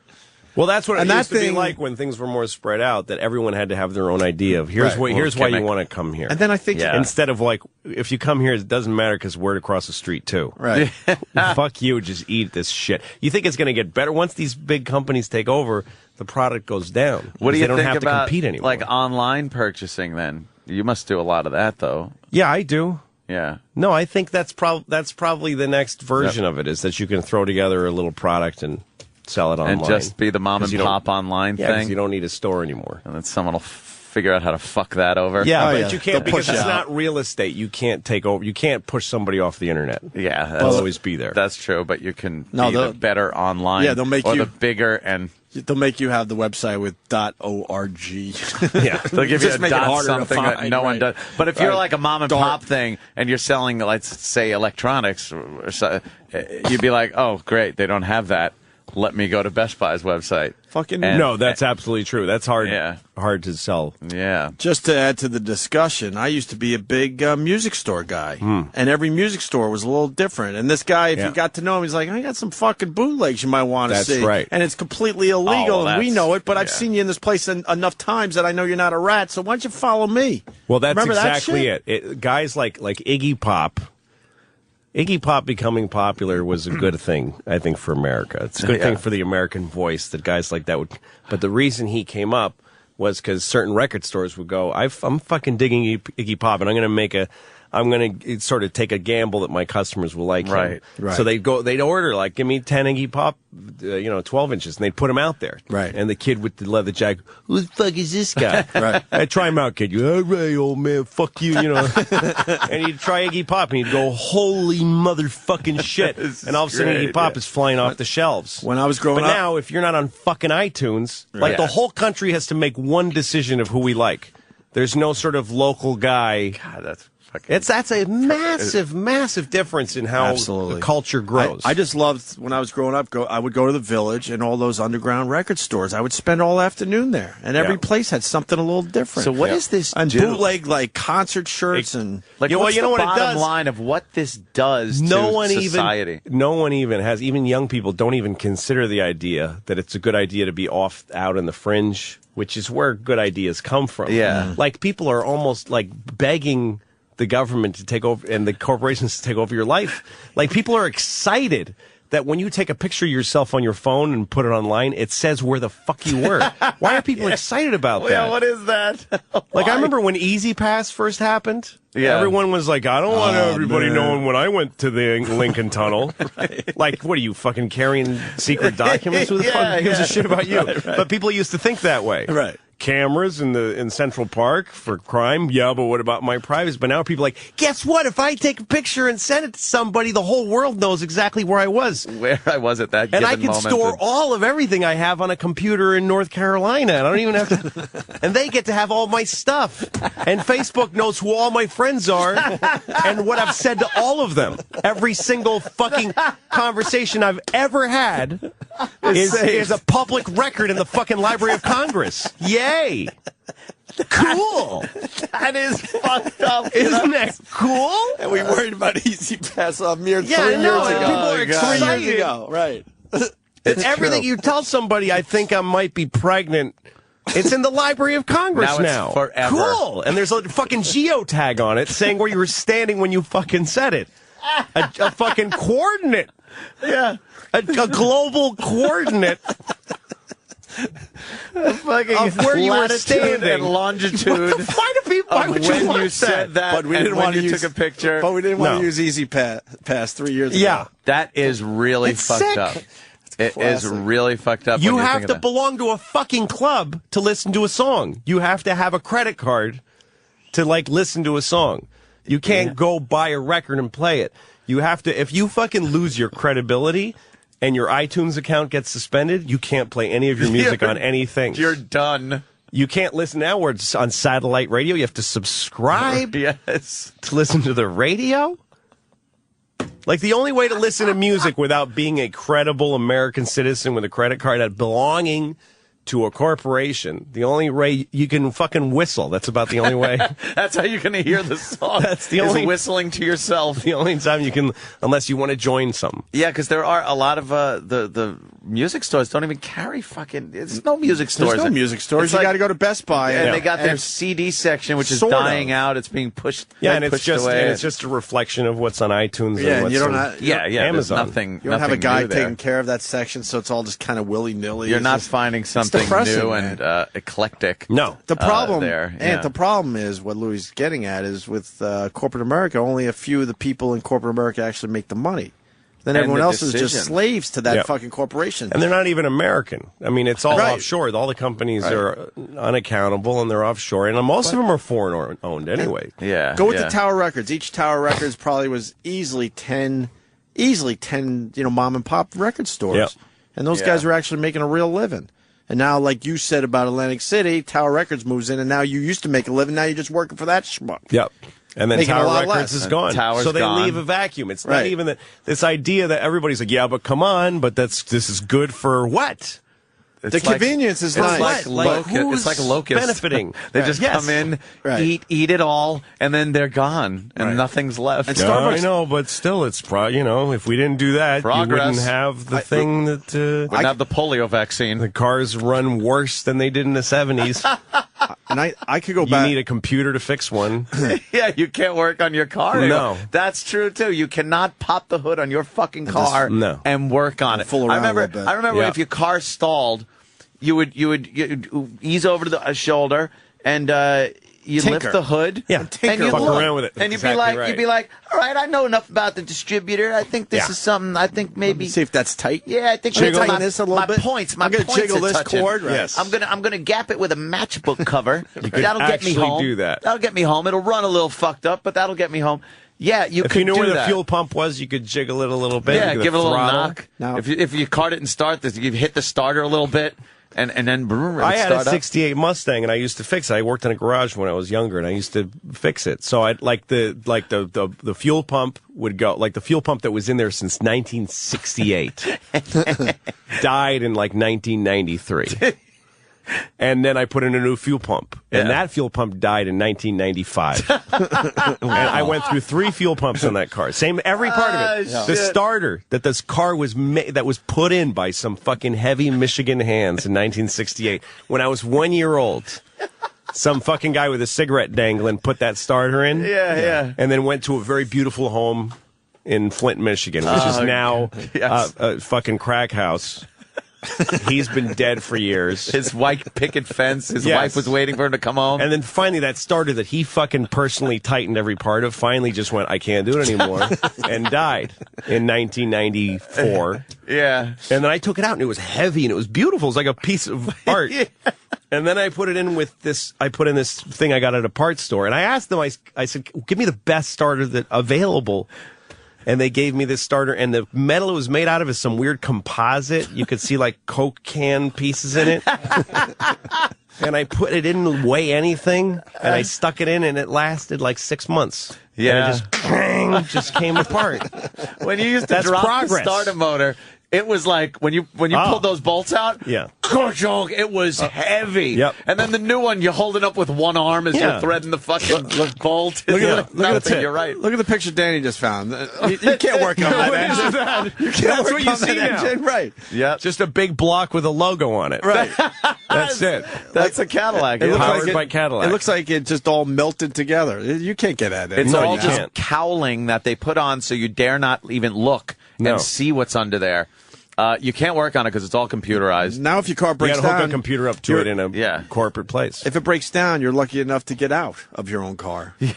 Might not Exactly. even Won't get let out you of out. it. Right. You'd be lucky if you could at least leave the car. Yeah. Holy I keep shit. going back to the coffee thing because I was a big coffee guy as well. Yeah. And when Starbucks did hit, it made it convenient that there were more nice coffee places around because you really had to search them out like you're talking about. Right. And I didn't live anywhere near Harvard Square, so a Starbucks was nice instead of shitty diner coffee. Right. But then Starbucks didn't care about their product in the end. At first, the coffee was amazing. Yeah, it's but you've 'cause they watched had it to drop compete. over the years. Yeah, they had to. They had to compete. Now you know the beans they're getting have to be just shitty. Of course they are. They have to be. It's They're just- not going there's to just work too many hard for your money. Why would they? They've got I it. explain At this first, shit they to my- needed your money, so they worked hard for it. Exactly. I explain this shit to my kids all the time because we'll go off the beaten path. We'll go 3 blocks over and spend 40 more cents. That what are we doing with this precious money? That people are like, well, I'm saving so that I can buy some fucking video game, have a video game experience for 10 seconds that evaporates from my existence later. What are we saving the money for? But we go a few blocks over, spend a few more cents to go to a butcher. Yeah. Instead of going to, that Price Chopper, we go to a fucking New York City butcher. Yeah. Where the guy's got a red face. How you doing, my man? And, Fucking blood all over his fucking little apron that he's wearing. Gets his steaks from a fucking place where there's a direct line from the cow to the Slaughterhouse, steak. right? Yeah. Yeah, instead of this fucking ShopRite, probably some human parts in the steak thing. I was going to... somebody go, oh, you want to get something for lunch? Let's go to Subway or something. I'm like, why would you not just go to a deli and get a real sandwich made on a hero roll that was in a bakery that morning, and the driver took it over to a place where they're not going to measure the meat. And it's I remember a guy all pre-cut, where the local guy goes, "Oh, Sucks. Anthony, you've been a good customer. Here's a few extra slices." The Subway, they actually weigh their meat and their tomatoes to make sure it's the proper weight. I was in a Subway once somewhere in Arizona. And I was driving across the country, and I stopped. And it was a Subway inside of a fucking Sunoco station. You know what I mean? Yeah. Oh, and boy. there was the fucking kid working there. Was this depressed-looking kid that he cut his own hair like there was chunks. Cut his own hair, skinny fucking just depressed-looking, pale American, and the kid he's serving is this exact same person. Oh shit! Like he just different colored version. Like in Star Wars, there was R2-D2, but then there'd be like a red version of it. Yes, like the red R2-D2. Yeah. They just kind of basic. And one guy, and he's going, "What kind of sauce do you want on?" And he's like, and like, I guess I'll go ahead and get the green one. And he's making it for him. And I wanted him to say, "Should I just eat it too? Does it even make a difference which one of us eats it?" Like everyone's just on one side of the counter or the other. There's no identity to any American. Nothing. The only identity you have is what your sauce choice is. Yeah. Like that's the only thing you get now is like, well, I particularly like. You do make this grim kind of image of I don't see this going to a good place. No, it's not, man. No, it's not. Man. No, it's not. Man. The only good thing that could happen is that it all falls. That it just all collapses. It all dies, and everyone has to look around them and go, "What could I piece together and sell recycle for my friends?" A little bit, maybe post-apocalyptic lifestyle would be terrific. Yeah, we got a timing issue, so we're going to take a break because we got Rummy calling right at 8:30. Oh boy, what happened? Just Rummy. Donald Rumsfeld. Can't wait. His new book, Known and Unknown, a memoir. So you think we'll know some of the unknown? I ain't You think he's going to fess with the unknown? I'm going to go ahead and tell those Opie and Anthony fellas stuff that I never told anyone. There's the show I'm going to break all the news on. More with Louis C.K. Now's a good time as any to tell them that Gerald Ford is still alive. Why not? Why not these guys? Why don't we ask him that weird shit then? See what he says. About Roswell. Louis killing this morning, and Louis C.K. is going to be at the Borgata April 23rd. For tickets, go to Borgata.com. BORGART. No, that's not it. What? They misspelled the website, right? That's awesome. Borgata. There's no R in the end of Borgata, right? Borgata. Google it. No, it's BORGATA.com for tickets for Louis C.K. If you have a computer to go online, right? Right. Just Google the fucking thing. Borgata. Like I never Does understand. Anybody need to know the website? Spell it like really kind of anything you can't spell. Even just throw it in. The browsers finally, you just put it in the URL. Right. Someone figured out these fucking people don't get it. They said, "Hey, dummy, this is how it's really spelled." Just write it with your finger on the screen. And right, we'll figure it out. I don't even use like dictionary.com or like Merriam-Webster. I'll just go to Google, type in the word that I know I'm misspelling, and it says, "Did you mean the correct spelling?" Now you know the correct. Now I know. Yeah. And you don't even need to know it. You can continue spelling it wrong after that. You used to have to go to a library and speak to the librarian about that. That's right. And she would direct you to a book. That's right. Libraries used to be kind of cool, too. Man. Libraries.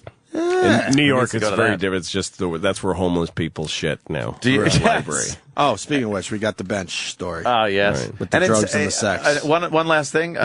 Encyclopedias. The house that had the encyclopedias, but then they would become dated so quickly that a few short years later, borders move and people take over power, and you just read these encyclopedias. But that was like your internet.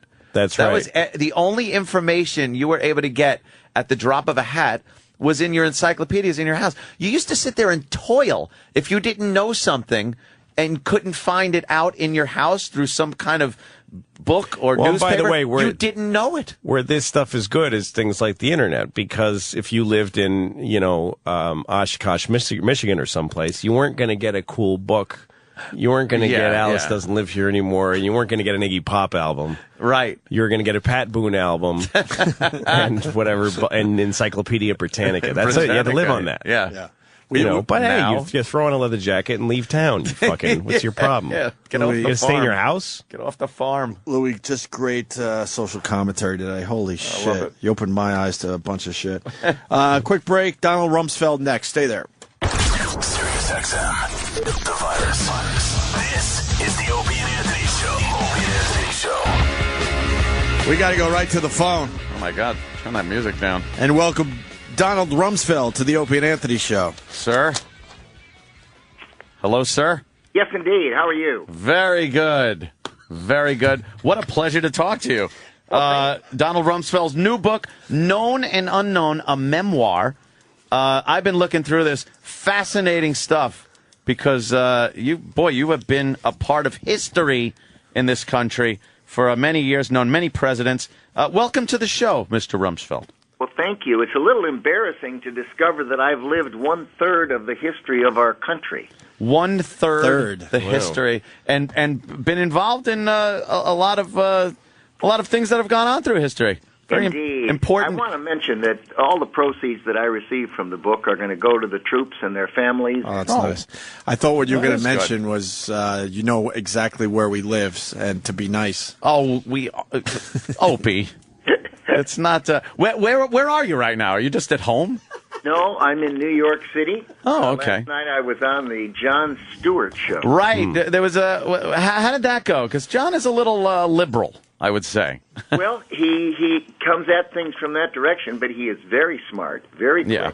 And it was a good discussion. I was pleased to be there. Yeah. Have you ever been interviewed where you got upset with how it went and then actually did anything to exact revenge on the person? Never. Why would he do that, Louis? I don't know. That's Louis C.K. Because you know, if you're a man of power, it's got to be an interesting thought at least. No. What you do is you think to yourself, what might I have done differently? You've got to expect people to come at you because in our wonderful country, everyone can have their own opinion, and goodness knows they can have intense opinions. But I find that if they have intense opinions that are opposite to mine, there's an awful lot of people who have intense opinions that are very much like mine. Now, you have been in front of a lot of the press over the years, and you've learned how to kind of deflect certain questions and handle the press. So I guess interviews are pretty easy for you? Well, I enjoy it. I think it's important that people, put their views out there so that we have a competition of ideas and the American people can sift through it and make their own judgments. Yeah, absolutely. When did you first get inside? And by inside, I mean, the kind of inner circle of power in the government, especially during the Cold War. When did you just go from a military guy into becoming kind of an enigma, kind of a person of power and on the inside? How did that happen? Well, I don't have any idea. I was a Navy pilot. I knocked on doors, got a job working for a congressman in Washington. I'd never met a congressman. And then I ran for Congress and served during the Kennedy and Johnson era. And then I was in Nixon's cabinet and Ford's cabinet and worked for Reagan as special envoy to the Middle East, and then George W. Bush's cabinet. It just kind of all happened over the decades, and suddenly I'm 78 years old. But so haven't you, how does it feel to have, you've probably accumulated a lot of things that you know that you'll never tell anybody on the planet Earth, right? Well, not really. I'm interested in history. I love to read biographies, which is one of the reasons I took 4 years and wrote the book and tried to discuss what it was like being inside and how the decisions are made and how complicated they are when they reach the senior levels of government. I also created a website, rumsfeld.com, where we've put hundreds of documents, thousands of pages from throughout my life so that people can read them and check things in the book. For example, if I quote a paragraph off a memo in the book, you can go to the website and read the whole memo. Oh, okay. But you must have lived moments where you were like, holy cow, no one but me and these two people are ever going to know this happened. And it had a massive impact on history. Well, there certainly are times like that, but over time, almost everything comes out. And there are moments when what's going on inside the White House is very sensitive and very private. But within any reasonable period of time, the much of what goes on becomes public, and the American people look at it. Yeah. Do you look at how do you see your legacy based on your career with George W. Bush? Do you see yourself as a fall guy? Do you see yourself as somebody looked upon as evil? And do you think it affects what you've done before that? Because I see you as a very patriotic guy that served his country well and still does. But some people, based especially on your experience with George W. Bush, see you as an evil guy. How do you accept that? Well, I know who I am. I know what I've done, and one of the reasons I've wrote the book was to try to get out there what the arguments pro and con were, so people can look at them. And I've taken on tough jobs. I've had to make tough decisions, and when you do that, you can expect people are going to disagree strongly. It doesn't come as a great surprise to me, I suppose, having lived so many decades. Yeah, were you disappointed, though, with the way your career ended with George W. Bush's administration? No, I think he made the right decision, and I made the right decision. I think once one of the houses of Congress went to the other party, the next 2 years would have been hearings, and, people would have tried to go after the Bush administration through me, and I decided it would be better for the military, better for the Pentagon, better for the president and the administration if I left, and the president and I were very much in agreement. But doesn't that kind of leave you hanging out to dry, is what I'm saying, and looking bad, like you did something very wrong? No, I don't feel that way, and I don't think history will suggest that, and I don't think that serious people interested in what went on, who go to the website and read the book carefully, will feel that way. I think these are complicated issues, and we took on tough jobs. We spent every waking moment trying to protect the American people, and we put in place some structures that, lo and behold, almost a decade later, there's not been another successful attack on America. Now, that's worth something, and I think... I agree with you. And the book, Known and Unknown, a memoir by Donald Rumsfeld, it's out there. And does this kind of open up who you are as a person? Because I don't think people really know you as a person. They see you and have seen you at press conferences and whatnot, and kind of see you as, a very mysterious guy, and that kind of scares people. Well, I don't feel mysterious. I think what you see is what you get, and I think that the book, it does open up my life, my family life, my circumstance, where I came from a small town in Illinois, went to college on a scholarship, and was a wrestler and a person who loves the country and is so grateful to have had so many opportunities to serve. It's interesting, though, because there are people who think, here's a guy who met Eisenhower as a congressman, right? I was running for Congress, exactly. And worked for Ford and Nixon and Reagan and both Bushes. And there's still those people out there that think, Rumsfeld and Dick Cheney are actually lizards. Who, literally, there's people that think they're lizards from outer space. Yeah, that's true. Who eat human flesh. I don't know if anybody's ever asked you directly, sir, but are you a lizard? I don't think are he's you a lizard. actually? Can you just please give that a straight answer? Are you a lizard person? Louis a little left-leaning, No, sir. I'm not. Let him answer. Are you a lizard? Here's the short answer. Yeah. I'm in New York City.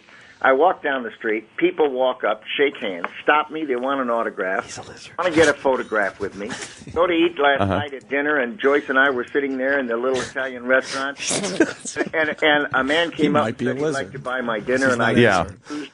And it turns out I paid for my dinner. The next thing I know, the waiter comes back and said the man insisted to pay for your dinner, and here's your canceled receipt for paying. Oh, wow, that's very nice. There's plenty of people that... You didn't answer the question. He's not going to dignify... I think you're hanging around with the wrong people. He's not going to dignify an answer to, are you a lizard, Louis? Why not? Because he's not a lizard. What is the story about getting somebody paid for your dinner? I would pay for a lizard's dinner. I think I understood the fact that there are people out out there that appreciate what he's done as a leader? And there's plenty of evidence that this guy is a well-decorated and appreciated American. And he has more credibility than almost anybody. Exactly. But I just want to know if he's a lizard. He's not a lizard. Stop it. I want to apologize, Mr. Rumsfeld. Louis C.K. is a stand-up comedian, and I do not share his ideology one iota. Matter of fact, we're meeting him for the first time. We don't even really know him. So we apologize. Exactly. It's usually just me and Anthony. But we said, what the hell? We'll try out this local comedy. Mr. Rumsfeld, I want to ask you a little bit about the situation that's going on now in the Middle East. You are an envoy to the Middle East. What do you see happening there? What's your take on the whole situation?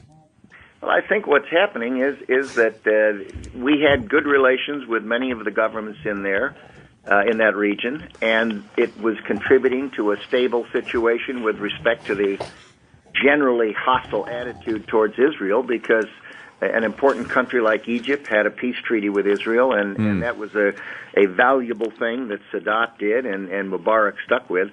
The problem is that those countries did not move towards freer political systems and freer economic systems as rapidly as they should have, and the people are looking for opportunities.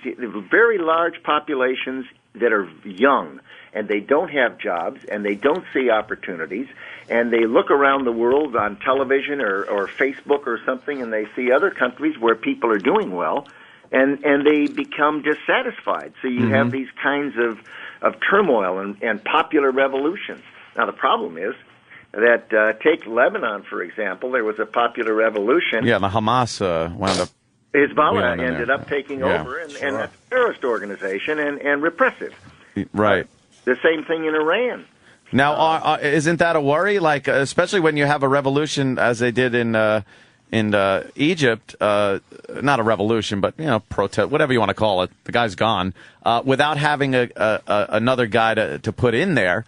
Isn't there a worry as America as to who's going to be there and what kind of government's going to be in place? Absolutely. Everyone ought to be concerned, not just our country, but Europe and Israel and the neighboring countries.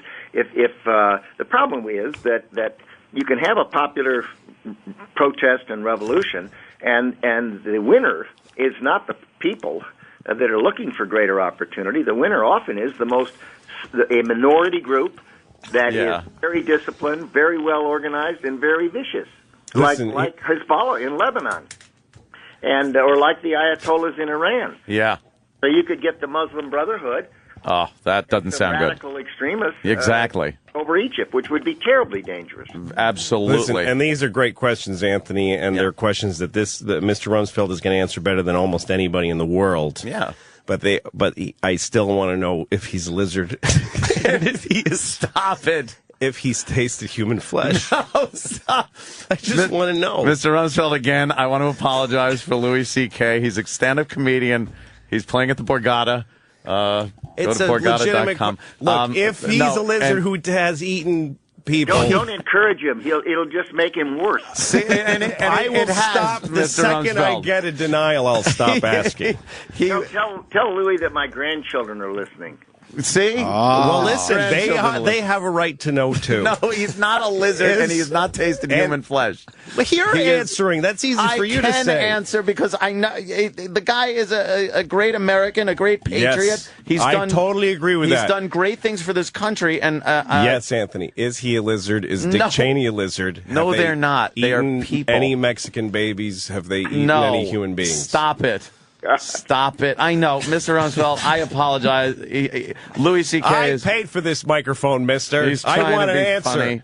Funny. I don't understand it. Where do you see the where do you see the 2012 elections going? Do you see the Republicans taking the White House again? And who do you see as maybe a good front runner for the Republicans?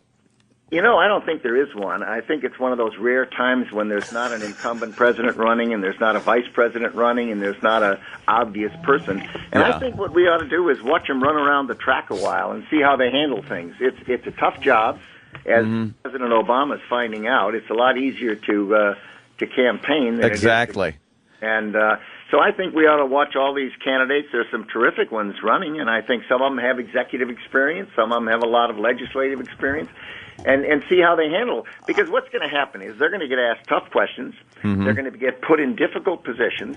And we're going to then be able to see how their brains work, how they react, how they handle things, what kind of people they recruit for their campaign team, how effective they are in organizing. And all of those are attributes that are helpful for a president. Before the Lizard Council meets and decides who to appoint. The Lizard Council doesn't appoint a president, and he's not part of the Lizard Council. If they do, don't you want to know? No. Don't you at least want to give him a chance to say, no, I'm not a lizard? I don't want to picture Donald Rumsfeld on the other end of this phone listening to you asking with red lizard questions. eyes. No, he's not with Mr. Rumsfeld.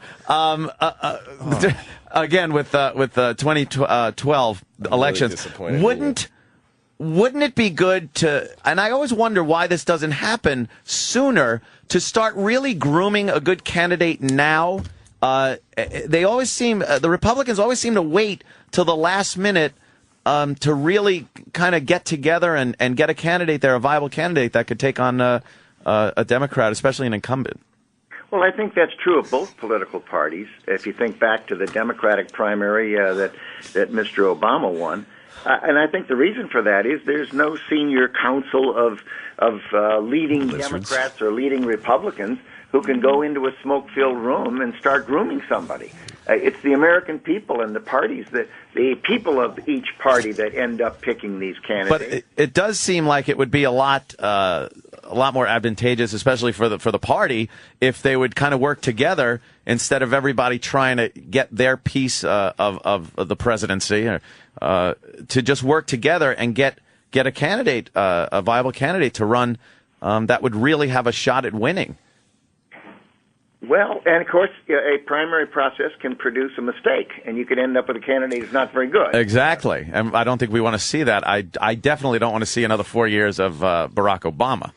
No, I know. That's for sure. Incumbents, often get reelected, and I think the Republicans are going to have to be careful not to overreach and to manage their affairs in a way that are responsible, and yet address what the American people really care about. Mm-hmm. And my goodness, this administration has served up a number of targets.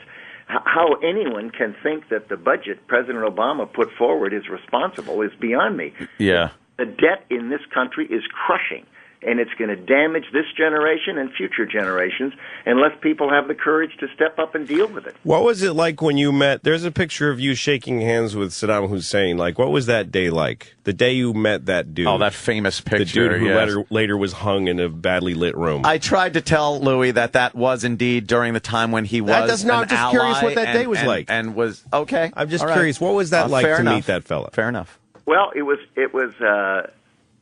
I was in Baghdad at the request of President Reagan, and I kind of describe this in my book. I met the night before with Tariq Assis, the deputy prime minister, and then the next morning I was invited in to be with Saddam Hussein. And the reason that Secretary Shultz and President Reagan and I all agreed that it made sense was Saddam Hussein was in a war with Iran and had taken our embassy people hostage, and was very hostile to the United States. The United States did not have diplomatic relations with Iraq, and the thought was that we, the old adage, the enemy of my enemy is my friend. Right. How did we manage to get crossways with the two big countries in that region, both of them, and yet they were hostile to each other? Right. So we felt that it was a good idea to see if we could reestablish relations, and that ultimately was done shortly after my visit. Now, what was it like? You walk in, there's a Middle Eastern despot. Is he a good guy or a Democrat? No.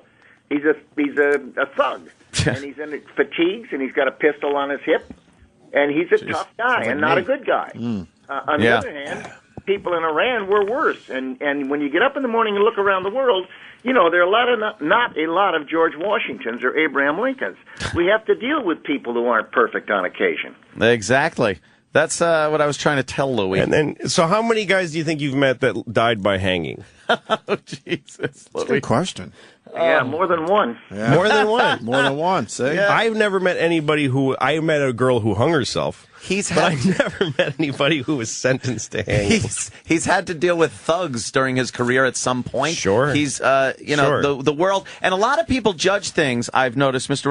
Rumsfeld, a lot of people judge things based on what's going on now. They don't take it in the context of the history and what was going on at the time. Now, during the Cold War, I think we were willing, as Americans and the press, to accept a lot more covert action on the part of the government for our own safety than we are now. Do you think that's a better thing, that there's so much more information available now, or is it a kind of a good thing for the government to have maybe a little bit of a little more covertness in their actions? Oh, I think you're right. I think that we live in a world where there are relatively few countries that are like we are.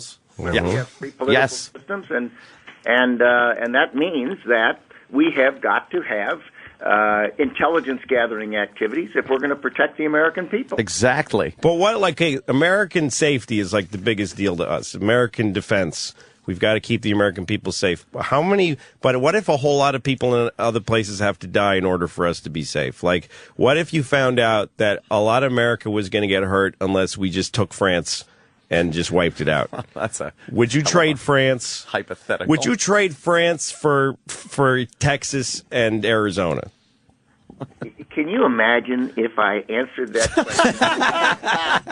Thank you. What the news lead would be?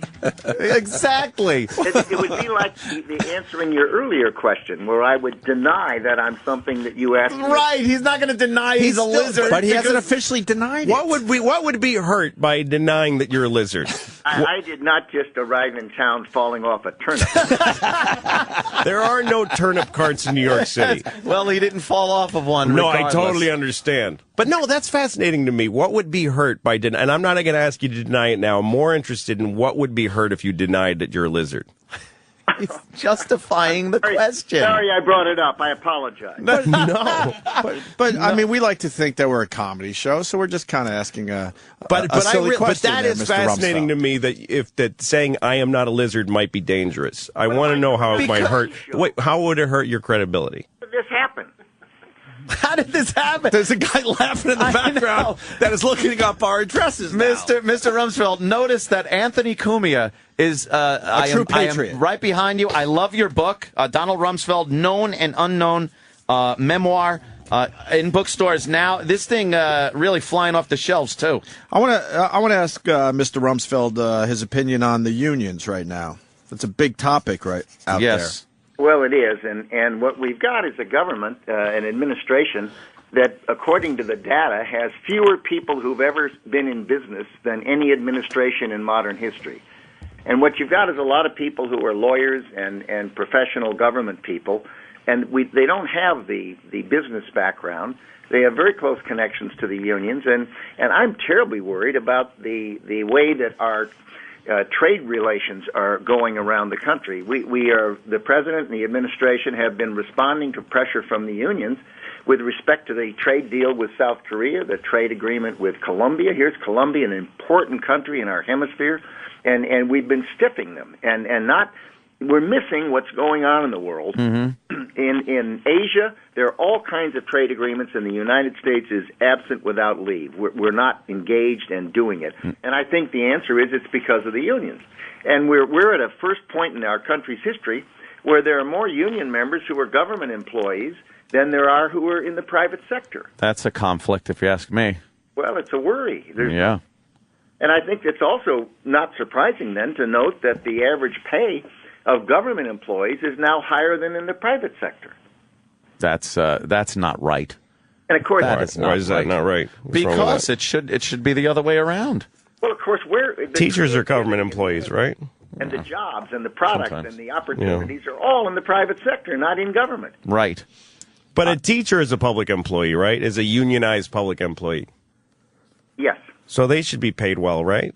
But it's not a matter of being paid well. But they should have the power to get together and bargain for better pay and better benefits, right? Well, if you look around at the school systems, they are in trouble, and they're not providing the kind of education for kids So the system isn't working perfectly. Mm-hmm. My wife Joyce started the Chicago Foundation for Education because the Chicago school system was described as the worst school system in America 25 years ago. Wow. And here's a great city, a wonderful city, and it had a school system that the Secretary of Education labeled the worst. Now, why is that?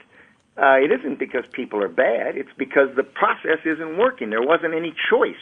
People didn't have a choice. They paid their taxes, and they had to go to school in their neighborhood, and they didn't have choice. I'm a Milton Friedman fan. I think giving school vouchers so that parents and kids can make those choices, and pretty soon the schools that nobody wants to choose have to disappear, and the schools where people want to go succeed because they get a good education, they prosper. Yeah, but American public schools used to be great, and now they're not. So for years and years, they did well without vouchers and charter schools, and then all of a sudden, money got taken out of those systems, and now they're suffering. And then the people that took the money out point at the system and go, "Ha, you suck because I took your money away." So now we're gonna. So what happened? Why did they work before? I don't think that's the case. What you just said. I don't think that the reason the schools are not doing well today is because the money's not there. I think that you look at the average price that we're paying per student or per school, and it's quite high. It just isn't producing the kind of results that a more competitive system would. Mm-hmm. How come it worked before, though? When it was simpler, most people went to public schools, and you could just go walk down to your public school and get a great education. Like, how come there's a decline when it was working without the competition? I think probably it was a result of the fact that we were more of a rural country. We had much more parental involvement. There was more smaller elements, and then as we became more of an urbanized country, there was more distance between parents in the schools, more distance between government in the schools, and they just deteriorate. And teaching the basics of what people need to know instead of a lot of political correct gibberish really? You think that that's are in what, the schools now? I schools? believe that, Louis. Is teaching evolution? That's what hurt the schools? No, I'm not saying that. I just think that there's a lot going on in schools that has nothing to do with educating the students and preparing them for life. I could be wrong, but I think there might have been one other thing. You know, for years we had the draft. And we excluded people from the draft who were students, teachers, or married. And as a result, people who did not want to serve in the military kind of gravitated to getting married or becoming a teacher or becoming a student. And so over time you had a bifurcation of a generation. And that group is now just about retiring. Right. The all-volunteer military came in under the Nixon administration in the late 1960s and early 1970s. And so all of those people that up to 1970 now, of course, would be 30, 40 years later. So if they became teachers in the ages of 20, 25, 30, they'd now be retiring. Yeah. Hey, did he answer the question about unions? Are you for or against the unions, sir? What do you mean? I've got no problem with unions. Yeah. What I have a problem with is if unions end up exerting an undue influence in what's taking place in our country and stopping the United States of America from participating in free trade agreements around the world, which are the kinds of things that help to create jobs. Yeah, that's not a good thing. But if the jobs are in other places and if the United States is getting to compete, who is the United States at that point? Is it General Electric and Walmart, or is it actual people who live in these places like Wisconsin who are asking to be able to sue for their own rights as a union? Well, I that the governor up there, I'm not knowledgeable about Wisconsin. I'm from New Mexico, as the cover of my book shows. No, you got a polar fleece on. A handsome picture. But my recollection is that the governor ran on a platform of doing exactly what he's doing, addressing the fact that the state is bankrupt. And how does he fix that? Well, he can't fix it if the unions won't let him. And he's going to have to find a way to put that state on an upward path rather than allowing it continue to go down, spending more than they take in. Exactly. And if the unions are going to try to prevent that, he has to do something about that. I got an observation. You sound just like Dr. Demento. What? Dr. Demento. Someone's going to appreciate that out there. Why, somebody The Funny thinks Five. The guy used to do the funny radio thing. Yes, you got the exact same voice. Well, he's got a very distinctive voice. I know you could always tell Donald Rumsfeld when he was on TV, right. Even from the other room. You have a very strong, distinct voice. I have a couple of questions just out of curiosity I want to ask you. Observation. Mr. Rumsfeld, what type of aircraft did you fly? I was flying, the last plane I flew was an S-2F, which was a Grumman anti-submarine plane. Oh, that's cool. Did you have more capability to fly it because of your lizard reflexes? Stop it! I've got a thought for you. Okay, good. Folks are looking for a present for friends of yours. I spent 8 days recording the unabridged version of my book. Oh. About 8 hours a day. And if you want to hear the voice... And the voice, right. What you do is you buy the unabridged version of the book, and then you can play it in your car when you're going to and from work, and I'll be right there with you. I think you need that, Louie. I'll be right there with you. You absolutely do. I want to ask you one more thing, because I know you got to go soon. I'm a very, very strong advocate of the Second Amendment. I'm a lifetime member of the NRA. Are you a member of the NRA? I'm not sure if I am right now. I have been, and I think I am. And are you an avid shooter? Because I am, and I love it. I have guns. I have rifles and shotguns and pistols and at various locations, and I'm an elk hunter out in New Mexico. So you're a strong advocate of the Second Amendment, as I am, sir? Have you ever shot Have you ever shot a person? No. That's a great question. I think everybody should be asked that. No, have you shot Have you ever shot some? He was the Secretary terrible. of Defense. He was in charge of everybody that America killed for a very long time. Oh, stop it. I've been shot at. Does that count? He's been shot at. That's crazy. Right next to President Ford when the bullet went right by his head and right by my head into the hotel in San Francisco. Wow. Yeah. That was that crazy. Were you ever shot at with any other, besides bullets, like plasma rays or anything else that are used space to take down? Would you stop it, Louie? Flesh-eating space lizards. My God, man. Who eat the poor. Donald Rumsfeld, Known and Unknown, a memoir. I suggest anybody that's interested in the history of this fine country and the history of a patriot and this fine man, go out and buy this book. Thank you, Donald Rumsfeld. Thank you so much. Thank you. Enjoy being with you. I'm pretty sure you're a Thanks, lizard. sir. He's not a lizard. Stop it. Thank you, he sir. ate people once. You should select your partners carefully. Yeah, I'm trying. I'm trying, sir. Come see me at the Borgata in Atlantic City on April 23rd. It's almost sold out. Just a local comic, sir, that we really don't know much about. Yeah, I don't know He'll be him. gone tomorrow. Thank you, sir. Donald Rumsfeld, everyone. There he is. Donald Rumsfeld. Quick, hang up the phone. Oh, my God. Oh, my dear sweet Jesus.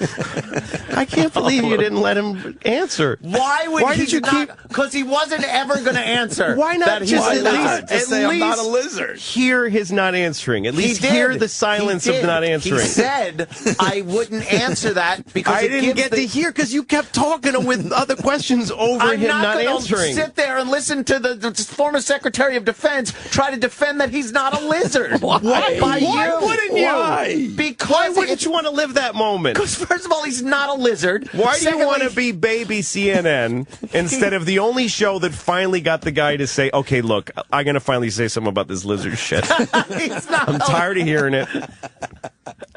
I'm not a lizard per se. No, he said he wasn't going to dignify it. He said if he said yes or no. That could have been a recording. It could have been a dude playing like those prank calls. No, it was Donald Rumsfeld. But the thing got interesting when we asked him if he was lizard. It put a hitch in his giddy up. You know what? He handled it like a gentleman and like a professional. He handled it like a lizard who knows how to never answer. No, he said, I'm not going to answer. Did you hear at one point, and I wish you'd almost play it back, the first time I asked it and he told that fucking psychotic story about a friend, some guy buying him dinner? And then he said, you're messing with the wrong people. He said that. Go back and play it. And then he bought me dinner. You're messing with the wrong people. And then I swear to God, he said it. See, go find that and play it back. But it was because he was saying how people do find him fine and a great. So what is person that? Why does that mean I'm messing with the wrong people? Unless he's trying to tell me that I'm not going to make it home tonight. Maybe he was throwing a subliminal thing out like you threw a subliminal lizard out in the middle of his discussion. It was not subliminal. It was quite direct. And I paid him respect. I said, you totally are this guy who's done these amazing things. I just want to know if you and Dick Cheney are lizards. No, when you ask somebody if he ate human flesh, you asked if he ate human flesh. And that is not a question for the Secretary of Defense. Well, look, if he has eaten human flesh, we better find out. If he is a lizard, we better know because he's coming back. If he ate Mexican babies, you asked Donald Rumsfeld if he ate Mexican babies. If I was in his position, I would be I'd be happy for the opportunity to acquit myself on that. Come on, on that issue. The guy doesn't have to. What the fuck is it hurt a person to say no? I am not a lizard. No, I haven't eaten a Mexican baby. Because then somebody in the press can write, when asked if he was a lizard, Donald Rumsfeld replied... Told a story about the guy buying him dinner. What the fuck kind of a denial is that? It's not. What the fuck kind of denial is that? No one would buy dinner for a lizard in a restaurant. I believe he was answering you through a story. I believe that the space lizard baby eaters he's not a space lizard. He and Dick Cheney have some weird thing where they can't lie about it. Listen, where if asked directly, they have to say yes. Oh, you think that's a thing? They can either not answer or they can't say, or they have to say yes. If they say, do anything, tell a story about someone buying you dinner. So you're saying that there's something ingrained in the lizardness that keeps him from saying... From just saying, no, of course not. They can't do that. Can't do it. His lizard head comes off and the red eyes come out. In honor of Louis C.K., I just tweeted, answer the question, are you a lizard? Hashtag are you a lizard? No. Louis C.K. wants to know. Pass it along. I really want to know. I just want an answer, and I really was fascinated that he said, "Can you imagine what would happen if I answered?" Exactly. By the way, could you imagine? I asked him if we could wipe out France to save Arizona and Texas. Would we do it? And he said, why wouldn't you answer? Why would you? Because Donald Rumsfeld, why would you answer that? Because he may if he can't answer the question, that means he's had to weigh that and he may have to do it. And he may have to do it. The fact that he can't answer that on the same level plane as can't answer that he's not a lizard means that they're both viable questions. No, they are not. Yeah. Roland, did we survive? I can't wait till Louis gets home, and it's going to be dark, and he'll unlock his door, shut it, and someone will go, leave the light off, Louis. Well, his guy asked me for Louis' email address. Yes, did he really? Yes. No. Really? Donald Rumsfeld? Leave the light off. Let me say hi to Brian in Pennsylvania. Brian. Fellas, that was Radio Gold. That was a fantastic interview. And do you realize that you had one of the major chess pieces in world history? I mean, the last 10 years has influenced all of us as Americans. Exactly. No, absolutely. Just interviewed. And you know what was even classic was that you can tell how much Louis C.K. is a fucking comedian. This guy could not keep it straight. He couldn't do a straight question. No, I couldn't stop laughing. You know what? I was laughing because I was a little scared to be saying it. Like I was laughing nervous. I was cracking up because Travis Teff, by the way, was popping up pictures of Donald Rumsfeld at the podium with a big lizard head, like a suit, a tie, and a lizard head. And I was laughing. I couldn't look at the screen because I was laughing. Look, we all know Danny Ross sits in this. It was a perfect interview because he's not going to answer really, really tough questions. So Louis kept it nice with the lizard thing. I think it was fascinating to talk. You certainly asked the right questions. I wanted to keep. I like that I got a direct answer to how many people have you met that died by hanging? Yeah, there were quite a few. And he said more than one. More than one. Very casual. More than one. That was Well, Saddam is a biggie. Maybe Chemical Ali. Yeah. You might have met him at some point. At one point, someone in the background was laughing. One of his people. One of his people started laughing. We got the lizard comment. I got to hear it again. You got that? Yeah. Iraq. Oh, no. Here we go. Yeah, play. This is the answer with the dinner thing. All right, play it until he says you mess with the wrong people. I want to hear that context. Go ahead. The whole thing is a minute and a half. All right. That's fine. Where are we going? It's interesting, though, because there are people who think, I mean, here's a guy who, met Eisenhower as a congressman, right? I was running for Congress, exactly. And worked for Ford and Nixon and Reagan and both Bushes. And there's still those people out there that think, Rumsfeld and Dick Cheney are actually lizards.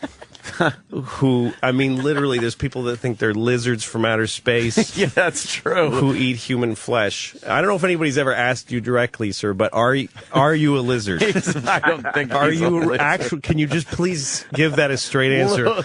Are you a lizard person? Louis a little left-leaning. No, sir. I'm not. I'm deflecting. Let him answer. Are you a lizard? Here's the short answer. Yeah. I'm in New York City. I walk down the street. People walk up, shake hands, stop me. They want an autograph. They wouldn't do this to a lizard. Go to eat last night at dinner, and Joyce and I were sitting there in the little Italian restaurant, and a man came up and said he'd like to buy my dinner, and I refused.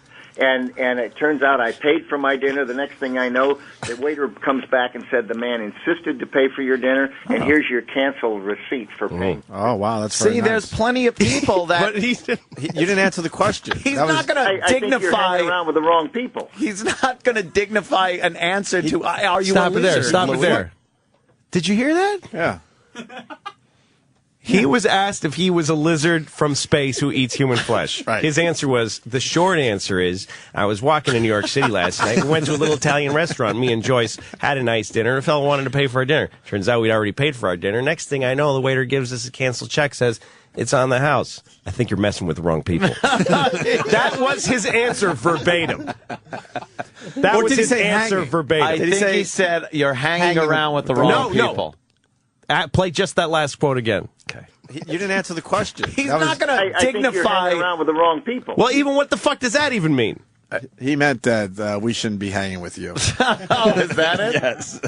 You're so dead. Somebody bought me dinner last night. You're hanging around with the wrong people. It's still bad for you because he basically told us we shouldn't be hanging with you. You're so dead, Louis. Because unless you want to be collateral damage. You know what? You know what I say? Go see Louis C.K. at the Borgata. I don't think he makes it to April 23rd. April 23rd. You know Come watch me be assassinated live like Malcolm X. Come watch a fucking patsy whose kid is in a cellar being beaten. A patsy. Shoot me in the fucking head in front of the Atlantic City fucking half-awake gamblers. They're going to walk you through the kitchen like Bobby. In front of a bunch of comped Chinese guys. You're just gonna flew in on jets. Your head's going to vaporize. Yeah. The point is still lizard. See, the reason why I asked him, because when I watched the wrong Rumsfeld is that when I saw him do those press conferences, I always thought if somebody asked him something like that, are you a lizard that eats human flesh? He'd go, yes, I am. Next question. And it would be like, now we know, but who cares? They have too much power for anybody to do anything. He's an unelected official. He's a dangerous man. He never has been. He ran for Congress once. Otherwise, he's never been fucking dangerous people that have been elected. He was. Sure. He's a great man. Sure. Yeah. Donald Rumsfeld, great man. That's what I say. That's my take on him. Look at his fucking face. He's a handsome man. That is an easy mask to zip on and off. If I've ever seen one. He's not zipping it. You think he's zipping it over his lizard head? Every few years they update it so he ages. They got a guy that they fucking took hostage from Lucasfilm, from the Lucas Ranch. Industrial Lights and Magic. Yeah. When does he go back to being a lizard? What's that? When does he just go back to being a lizard? He goes home. He's probably fucking sitting there as a lizard talking to us right now. On the phone. I am not going to answer that question. Do you think he's just sitting there as a lizard with his little fucking green legs crossed? Because he didn't have to be in public today. That's right. And his tail? The guy laughing, if you probably play it back, you'll hear a lizard. He left. The guy in the background. Yeah, he's playing with his tail. Whatever lizards do when they're twirling his tail on the phone, not even answering your question. I'm not going to answer that. Get his phone. He's not a lizard. You are so You're hanging dead. around with the wrong people. hanging around with the wrong people. What kind of fucking answer was that? I don't understand it. Here's a short It's almost answer. like if you ask a computer a question that gets underneath its program, and it comes back gibberish. It doesn't know what it is. Like, that's how to find out somebody's a robot. You're talking to them, and all of a sudden you say to them, like, lemonade dog sauce, and they go, 5, 6, 7, 8, 9, 12, 12, 12, 12, 12, 12. That's what that was like. That's how Kirk used to get the androids all the time. I'm telling you what happened. I'm going to tell you what happened. All right. He is a lizard who presses these buttons to answer questions. Like, he's got a bodysuit that goes on when he does press conferences that he runs ergonomically. Okay. But when he's a lizard with his body off, he can't talk, so he just uses this button. It's like a soundboard. Like your fucking like soundboard. a sound machine or something. Yeah, like... No shit. Yeah, that kind of... He's got a Rumsfeld loaded one of those. Okay. And I said, "Are you a lizard?" And he went, "Oh, fuck." And he fumbled and he hit the tell the story about dinner button. he tell the story, that nice story button. Like when we hit the wrong effect sometimes. He has a button. He had that loaded for, like, have you enjoyed your time in New York? Yeah. So what have you been doing in New York? Are you a lizard that eats flesh? Oh, fuck. Well, I went to a dinner. Shit. Here's a short of it. I was, and he's like, I can't just stop it now. No, he has to listen. You can't stop it. I gotta let it roll. Yes. So, let the whole dinner story. That's what happened, I'm telling you. Oh, fuck, Louie. God damn, man. That was one for the ages right there. He's not a lizard, I don't think. Be careful. But if he is. Be careful what you eat in the coming days there, Lo. Yeah. Oh, you're going to get careful. some fucking ricin stuck in your side. I'm going to only eat figs like Caesar Augustus. Fucking lived on figs till his wife painted poison on him. We should take a break, I guess. What do you Yeah, want to please. do? Let's take a break. And certainly getting props on the interview there. Oh, so. it was a lot nice of fun job. talking to You Well, actually- I had to be the straight Yes. man. Actually did Someone a had to good keep him job on the at that. fucking No, phone. it is pretty artful how you're able to keep him on the phone after those questions. Just blurt out another question. And you heard me going like, da, da, da, da. All I'm trying to think of is anything I could ask him. Wasn't Reagan nice? What kind of aeroplane did you fly? Christ, man. All right. We got Duff McKagan. He's going to check Duff in is next. coming in? Say hi to us. Is It's he been a a while. lizard? Good friend of the show. He's not a lizard. He can help you with stocks, too, Lo. All right, good. I He knows the stock market a little bit. What's going on with And other Apple. things. All right. Are you a lizard? That's what Still we're asking. unanswered. That's what we're asking on Twitter right still now. remains unanswered. Unanswered. Enjoy that hashtag. Are you a lizard? One word. Opie and Anthony. Louis C.K. Borgata, April 23rd, man. God damn. What are you doing? Get your tickets now. You didn't answer the question. He's That was- not going I to think you're dignify. hanging around with the wrong people. You're listening to Opie and Anthony. On the Virus, Sirius XM. Ah, fuck, what a day. Louis C.K. in studio. Louis C.K. on Twitter. And Louis playing the Borgata, April 23rd. Tickets are going to go fast, man. And he's hoping to add a second show. But it's not a guarantee yet. So get your tickets for April 23rd. Louis C.K., Borgata Hotel. We got Duff McKagan outside the studio. Duff. We should bring him in Yeah. to join the program. Certainly. Come on in, Duff.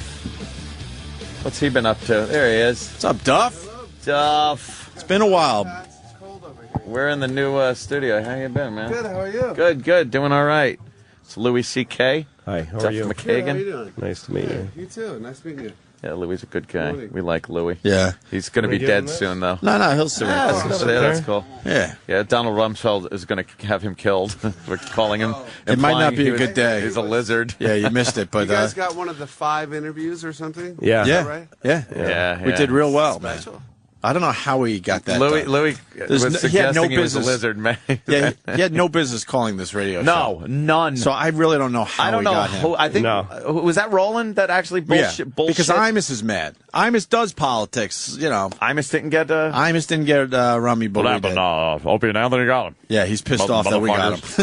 Son of a bitch! Don't uninvite him from my party. Right. So who else got him? This is Us and Jon Stewart. Jon Stewart. I think. Yeah. That's really it. And then, like, the top, whatever. And other then, guys, like, right? you know, the news channels. You know? The View. He was on The View. Like a View and maybe a Fox type thing. He got the ladies on The View. Yeah. We got probably But- 2 Fox News. But we got to the bottom of it. Louis C.K. almost had him answer the question, are you a lizard? Are you eating human flesh? Are you a lizard? Yeah, almost. Asked him close. repeatedly. Did you? And he refused to answer yes or no. Of course he refused. And now we're worried about Louis' safety. Yeah, because he is Rumsfeld. Never answered. Rumsfeld insider, one of the inner circle guys. You better stay up on this floor and not leave maybe. No, I'm not going to be alone for a while. Oh, yeah, you are. I'm Stay not in walking public. with you today. He'll stay up on this floor until he mysteriously flies out a window. Louis killed himself, man. Oh, He seemed weird. so happy. I saw Found him shot in the gymnasium at the Pentagon. I saw Sitting Louis, alone in a wheelchair. I saw Louis in Times Square, and someone poked him with an umbrella. An Very- umbrella, very and then strange, months 'cause it's later not even he's And his raining. body was full of salt water. And he was in the desert. It was weird. Yeah, very what happened? Very A strange. tattoo that he didn't used to have. Oh well, and then Whatever. and then we'll go. Oh well, he'll Yeah. be missed. His spleen Let's is just move gone. on. His Claw spleen is marks gone, and there's no sign of surgery. It's not a surgery. We found a scale next to him. Couple of scales on his, couple of yeah. scales and scratches. Is this your guys' way of catching me up on the show? Should Oh, I- sorry, yeah, Bob, that's sorry, right. More lost. sorry. Yeah, I Don't apologize. even worry about it. well, Yeah. you know. What's going on today? What's Gaddafi doing and all that stuff? He's still defiant, I guess you'd call it. Oh, he's defiant. Yes, he's defiant. I think he's trying to kill as many of his people as he can before he gets killed? Before, he gets out. Well, it's like a that makes stratego sense. or something. Yeah, what do you think about that whole thing? The Middle East revolting in general, and You know, It is I guess revolting. my only comment. I have the column for the Seattle Weekly, and this I got an email from a girl, American girl, who's married to an Egyptian guy. So this was a couple weeks ago, and they were in the square, and the girl's from Seattle, but she lives there, and her letter highlighted what a day-to-day life is like there, and how much people make a day, and how much like bread and gasoline is, and she wasn't really commenting either way. She was just, this is our reality. We need change. It's kind. I played. My only experience really. I played in Israel and I played in Dubai, and I played in Dubai about 3 years ago at the Desert Rock Festival. They're really trying to do like a rock festival, and the kids, they come from Iraq, Iran, Egypt, India, and they're starved for rock and roll. And kids kids are just kids, and these are 20-something-year-olds, and they want rock, and they want to talk, and they want to exchange ideas, and very, very eye-opening to see. Traveling in a rock band, you see that people are just people wherever you go, and the people aren't necessarily their government. Just like me touring, I wasn't one of Bush's cronies. When I was. I'm a free thinker, and there's a lot of free thinkers around the world. So I guess these, I don't know. My take is on the young youth of those areas are just a little sick and tired of it. Yeah, but you know what? You throw the leaders out, and then the youth isn't in charge of who gets put in next. Well, no, It's that's the problem. It's Donald Rumsfeld. Right. Rumsfeld will decide. He's deciding right now. No, he's cloning a pot of himself to go there now. He's to be the brewing new up some Egyptian sort leader. of dictator stew over there. His lizard friends will be in the office over there. Yes. Yeah, that's a good No, point. the way the youth can't. Sorry really, to keep digressing, but yeah. and when you We're asked obsessed him with the lizard thing. about the primaries and stuff, he said, "You can see how their brains work, and you can study them." He said that about learning about the candidates. You can see how their brains work. He probably literally has seen their brains working he and dissected them. open them up. Yeah. Sorry, It was just really fucked up to have that powerful a guy. We've never had a guy like that on our show. No offense to you and Louie and everybody else, but that's a powerful guy. Yeah. He's had people killed. Well, have you ever had people killed, Duff? Naturally. Yeah, of course. Come on. Yeah, So how do I follow up Donald Rumsfeld? It's not the best spot for you. How about, I'll be honest with you. How about throw a curveball in there and ask you about a couple of things about the stock market? Stock market. Yeah. You invest a lot? Are you bullish or bearish right about now? I'm kind of neither right now. Yeah. I take positions and I hold them. Oh, you're a hold guy? Yeah. Well, I think we Okay. talked about this. Yeah. And you're much more of you're an active guy. I'm not an hour by hour buying ticks kind of guy, but I'll hold for anywhere from a few days to a month. You made a move yesterday, though. So I made a great move yesterday. Why don't you tell Duff your move? Well, what's your move? I bought some I bought some Listen to this move. some Apple call options right before it tanked. Oh, well, oops. Yeah. Oops. I see it coming back, but you know the market's been down a couple of days in a row here. I buy gold coins. You're a gold guy. Gold coins. Yeah. I've Gold seen coins. Louis do this. It's very The ones fascinating. on TV? You got some on The you? ones on TV. Do you carry Krugerrands with you? I carry one gold coin. For when the when shit you get hits mugged. the fan. At least you. For when the shit hits the fan. So you can get a I've got taxi or something. I've got one gold coin. That is great. I got 1 ounce of gold on me at all times. I shouldn't be telling this to people. Right? Why am I saying this? I am always carrying an ounce of gold. You really don't like your life. If you hit me on the head, it's worth it. Guaranteed at least $1,400. I'm getting the impression, and I'm getting the impression Louis doesn't like his life. Yeah, I know. Oh, that's a Canadian. Asking Rumsfeld Which is if he's a different. lizard and carrying around gold coins. That means you really gold. I know some Gold. heavy, right? No, gold coins are Gold nice. is And nice you and get to heavy. You slam it down. Hey, man, give me a good farthing of whatever. Yeah, it's a real. Give me a satchel of that bit is great, by the way. The whole payment, vague payment. That's what made payments. me start liking gold coins. Yeah, well, that's a good thing to have, Yeah. especially in this day and age. Right. The world I come from, was so, especially in my 20s, was so sort of insane. And rock and roll is so up and down, and there's enough chaos and roller coasterness in rock and roll. Yeah. That, I'm the last of 8 kids. My parents grew up in the Depression.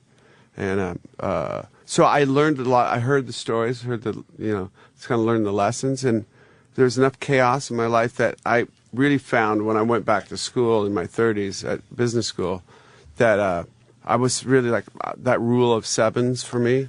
7% every 7 years, you double your money. That really stuck for me. So I really non-aggressive portfolio. And I don't lose any sleep. And I hold positions. I held through the whole 2008. Yeah, all that. When that tanked, and put it all everybody's. in, take it all out, and Just I leave didn't it. do it. Don't look at every Now, statement your problem, like it's. Anthony, is that you're a blackjack player. Yes.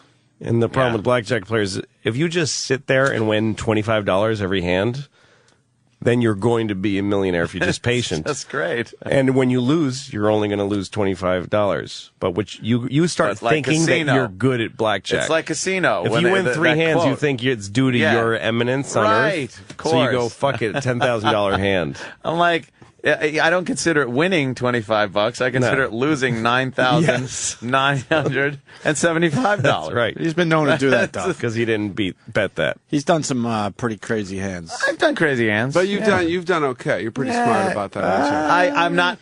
You know what? Here's what you people up? don't understand. I think I was until last time out. Wow!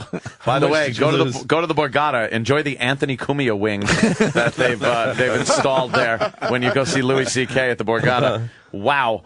No, it was a biggie. But I. How much did you lose? Will you tell me? I don't talk. I'll tell you off the air. Okay. But I don't like talking figures on I the air. understand. Because I understand. right there. The guys like that. Imagine if I answered that question. Yeah, that to me, answering that is like him answering the lizard question. Yes. I just won't do it. But see, I don't think a lot of people Rumsfeld say understand. anything like, what are you doing, Donald? What do you call him? Don? Mr. Rumsfeld, I was Okay. calling him. Should have called Mr. Secretary. Are you? Did you say anything like, "Are you pimping your book"? Is that was he pimping his book? Is that what's going on? I was trying like, to sell books. I was saying that his book is fantastic, even though I have not read it yet. Oh, but yeah. I looked at the pictures. Oh, you did? Yeah, and I even read some of the words under the pictures. Is there any like childhood pictures? Oh Me yeah, as a- yeah. There's his little egg. They have a picture of him when he was just in his egg. When he was just an egg in the sand. Yeah, in the sand. Buried in the sand. In the sands of Mars. In the red sand of Mars when he was an egg. No, there really is no childhood pictures. When he was No. an egg in the sands of Suspect. Mars 6,000 years ago. He should have put some pictures. He's got pictures? As a child, right? Childhood pictures would have made it more endearing, right? Yeah, when he was a teenager in Mesopotamia. This is my fashion faux pas when I was 16. Something like that.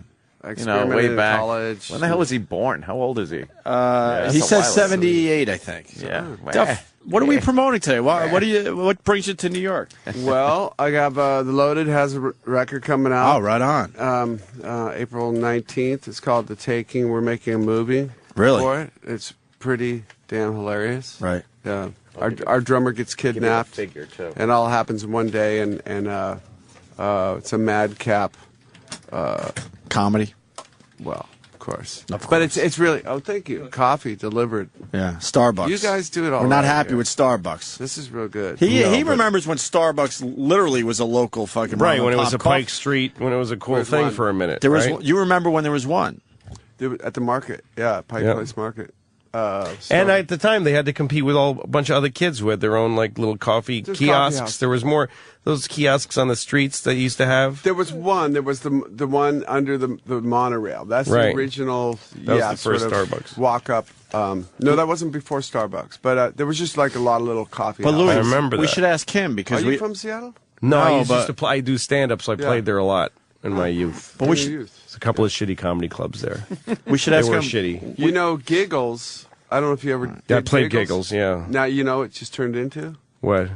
Jiggles. It's a strip club. Really? Giggles to Jiggles? They just had to change a letter. It was very inexpensive. That's really sad about comedy. I don't know why, because one letter away from the fucking strip joint. I think that place did pretty well with comedy. Giggles was there for years, and I worked for one guy who owned it, and I was a young comic then, and I was headlining, and I did the first show was Tuesday. You had to work Tuesday through Sunday then.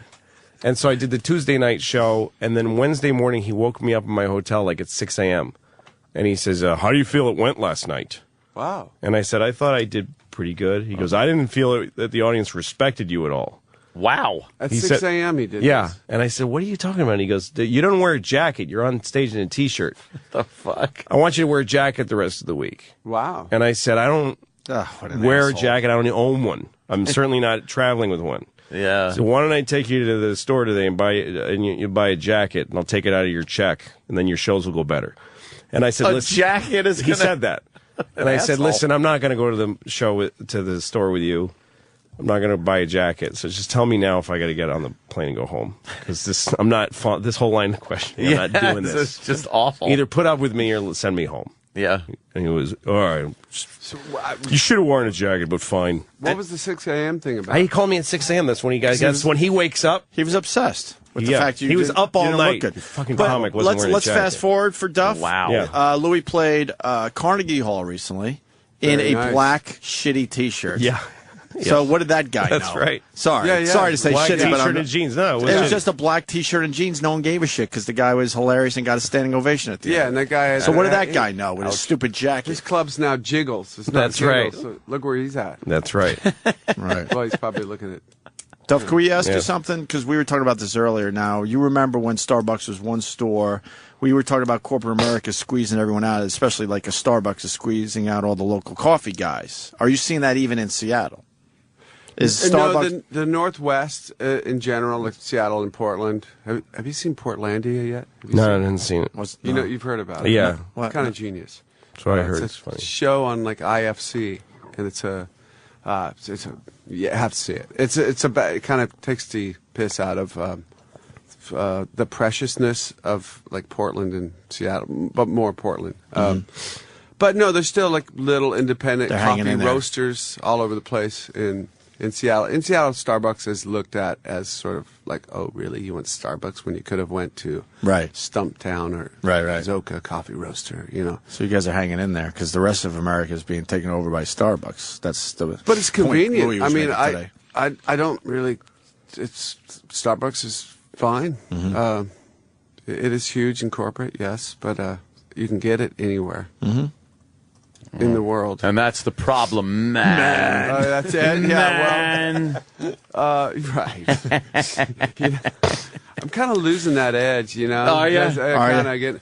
But I mean, yeah. But do you only want to go to Starbucks? I mean, wouldn't you like to? Wouldn't you like to think, man? When I used to go to Chicago, there's this one coffee place, McGee's, and they always had Ethiopian something or other. But now it's just a Starbucks. No, I will seek out. There's a great little coffee place on 6th and 54th or 55th or something here in town that I like. And there's a lot of good little coffee places, and I will seek it out. But yeah, I seek it out too. If I'm up here, but a lot of places, Starbucks kills those. They kill them.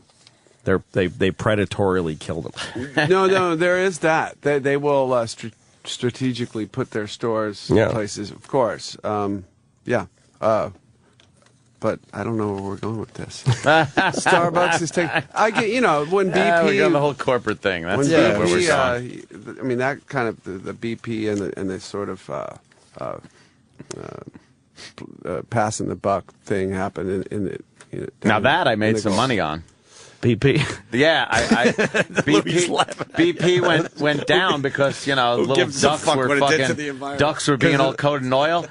Buy opportunity. Well, by the way, I have a different view about that because a lot of people called it an oil spill. That's what they were calling it. Mm-hmm. Like it's an oil spill. They like to think that a corporation created toxic oil and poured it into the Gulf. Yes. That's what people like to tell themselves.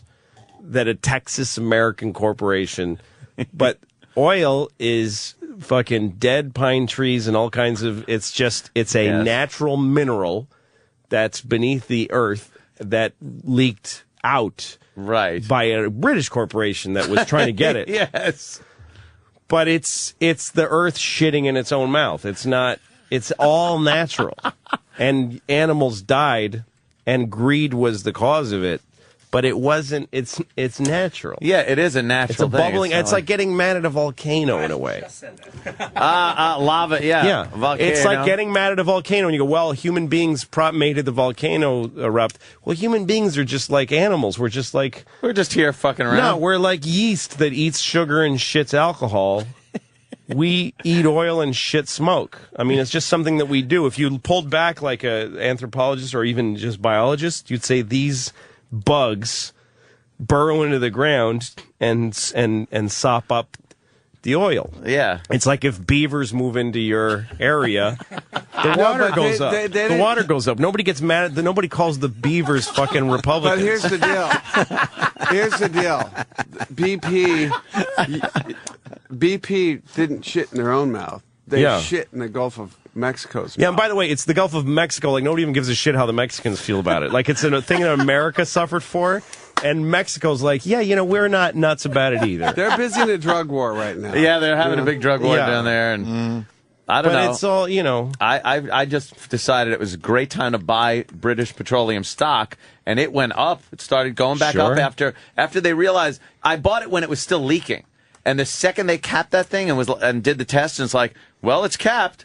Ding, ding, ding. It ticked up. I sold out. Of course. And I'm like, I'm counting my oily fucking pelican money. My oily dead pelican money. It was fantastic. No, and by the way, that's what people like to think, that it's all cleaned and it's been capped. Go buy BP again. Man, of course, it's just as bad. There's like wafting weird black jellyfish of oil now roaming the Gulf. Yeah. Yeah, just kind of killing creatures, like killing things. Yeah, I know a couple of my buddies are the guys on the Northwestern, that deadliest catch crab boat, and they say even now crabbing up in the Bering Sea, they get Valdez oil that they run into. Still, yeah, like a foot thick. They'll pull up some pots, and they're just coated. Wow. Yeah, it's still in there. Makes them real tasty, though, the crab legs. Oh, yeah. That oil seeps in the crab legs. Nice and moist. Oh, it's fantastic. Nothing better. Wow. Duff's like, God bless those guys, because those king crab legs are great. They are tasty. They are fantastic. And then you watch the show, and you're like, God, I really got to appreciate when I eat these, because people are literally dying from actually, what's his name? One of the guys died. Justin Tennyson. They found him in a hotel. Found him in a hotel? Hope that's not the guy you knew, Duff. No. Jared. Oh. Yeah, he was... one of the guys, they found him in a hotel room. Kid, Which ship was it? Which one of the boats he was on the Captain Phil's boat. Yeah. Was it Captain Phil's boat? Yeah. I don't even remember. shit. I had to that's all sort of close to home, all that stuff. That was great. Oh, I would imagine. Yeah. I'm like so Loaded has a record coming out in April. We're going to play South by Southwest in a couple of weeks down in Austin, which is a really killer, great event. And we have a new record company that's just completely excited about the. I'm sorry, I was just laughing that Louis found out how much I lost and said I could have set up a scholarship fund that would have lasted generations. He could have done that with the money he lost in Atlantic City. Wait, are you generation? What's that? No, I wrote that. He wrote it down. Because I asked him to tell me how much he lost, and so he wrote it down for me. I wrote it down. And I could have affected an entire generation. No, he would have had people like getting choked up when they said your name. Yes. Because of what opportunities you created for them. Instead of me spitting on the floor, walking away from the table. Where to me is the big hole in all of your conservative politics, right? Because I've heard you say, I listen to the show all the time. You know, when I'm not, I go when I'm shooting my show, we start working at. So you're up in the early, morning. I'm always listening. Turn on the show. Yeah. And I always hear you saying stuff about like if I have to pay more taxes, then I won't pay a worker to fix my house. Right. Like if you don't let me have all my money, I won't help afford. Other Americans. Exactly. And hire people. But it's such bullshit because if your taxes go up, that's not what curtails your spending. What curtails your spending is losing a shocking amount of money playing blackjack. But that's what part of most my Americans enjoyment. their taxes aren't their real burden. It's their fucking own stupid, retarded spending. Right. And their wife is like, where's the heating? You know, should we pay the gardener now? And they get a cold sweat. Oh, fuck, I bought a fucking Stretch Armstrong for $6,000 on eBay. But that's my decision with my money, not the government's decision with my money. Yes, but you don't get to say that the government made you not pay a contractor by raising your taxes. They make me pay money. Throw your money away. Actually, me and Opie had to talk about this, and I want to set the record straight as far as this whole tax thing goes with me. It's not even so much paying the taxes. I understand it. We eat it. We all have to fucking do it. Yeah. And I'm not going to be like, oh, my God, I can't do something because I'm overtaxed. I despise watching anyone on the news and whatever saying that the rich, the wealthy, where I fall into that category, aren't doing their part. Well, who says that? Every fucking Democrat and liberal is saying, well, the rich have to do their part. I've been doing my fucking part for years. I've never heard that either. Oh, please. Let me That's what you hear. That's what you hear. You're It's like, constant. you know what you're like? And this is what conservatives are like. They're like paranoid girlfriends. Yeah. Where if you say, I'm not crazy about how you said that. Why did you just call me a cunt? What? I didn't call you a cunt. That is a direct... I just asked you to treat me a little bit. There are direct quotes from people saying the rich, the wealthy have to do their part. They're not doing their part. Yeah. They need to do more. They're getting too many breaks, whatever. Mm-hmm. And when I write a check to pay my taxes, I'm thinking... Do you really sign the checks? I'm thinking, yeah, I actually do. Do you write them out and sign them, or are they pre-written? I write them out. Really? It sucks. Yes.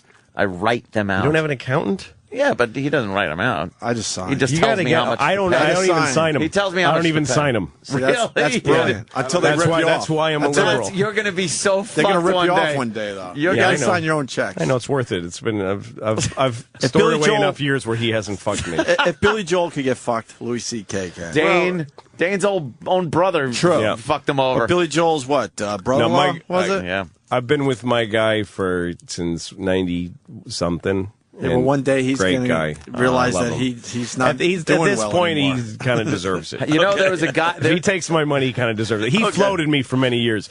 There was I remember one year where I was like, come on, I want to buy one of those. And he was fighting me over something I wanted to buy. And he politely blurted out, you haven't paid me in a year.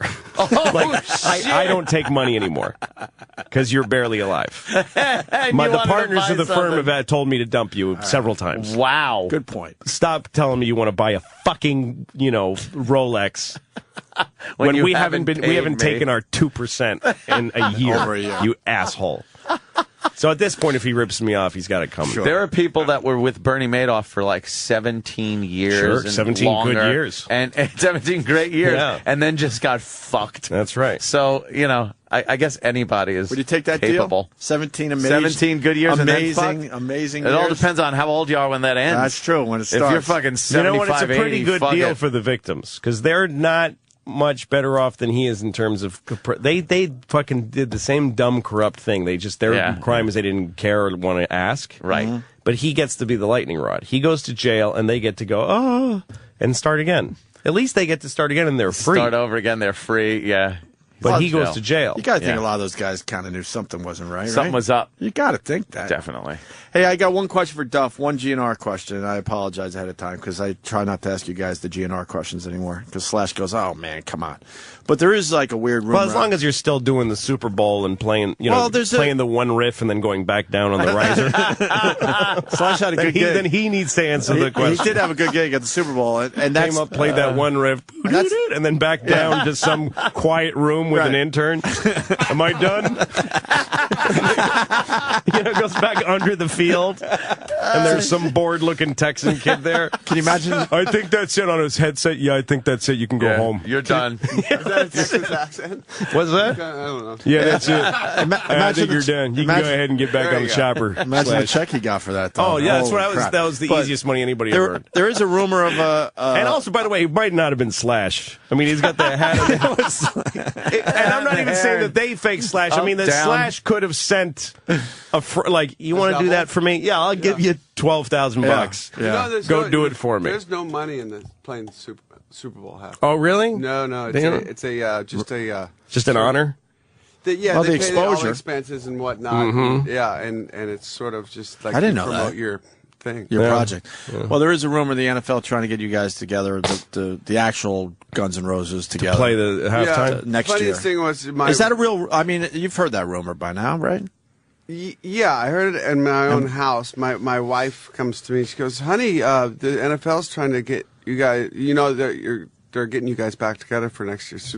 I said, "Baby, really?" She goes, "Yeah, it's on the internet."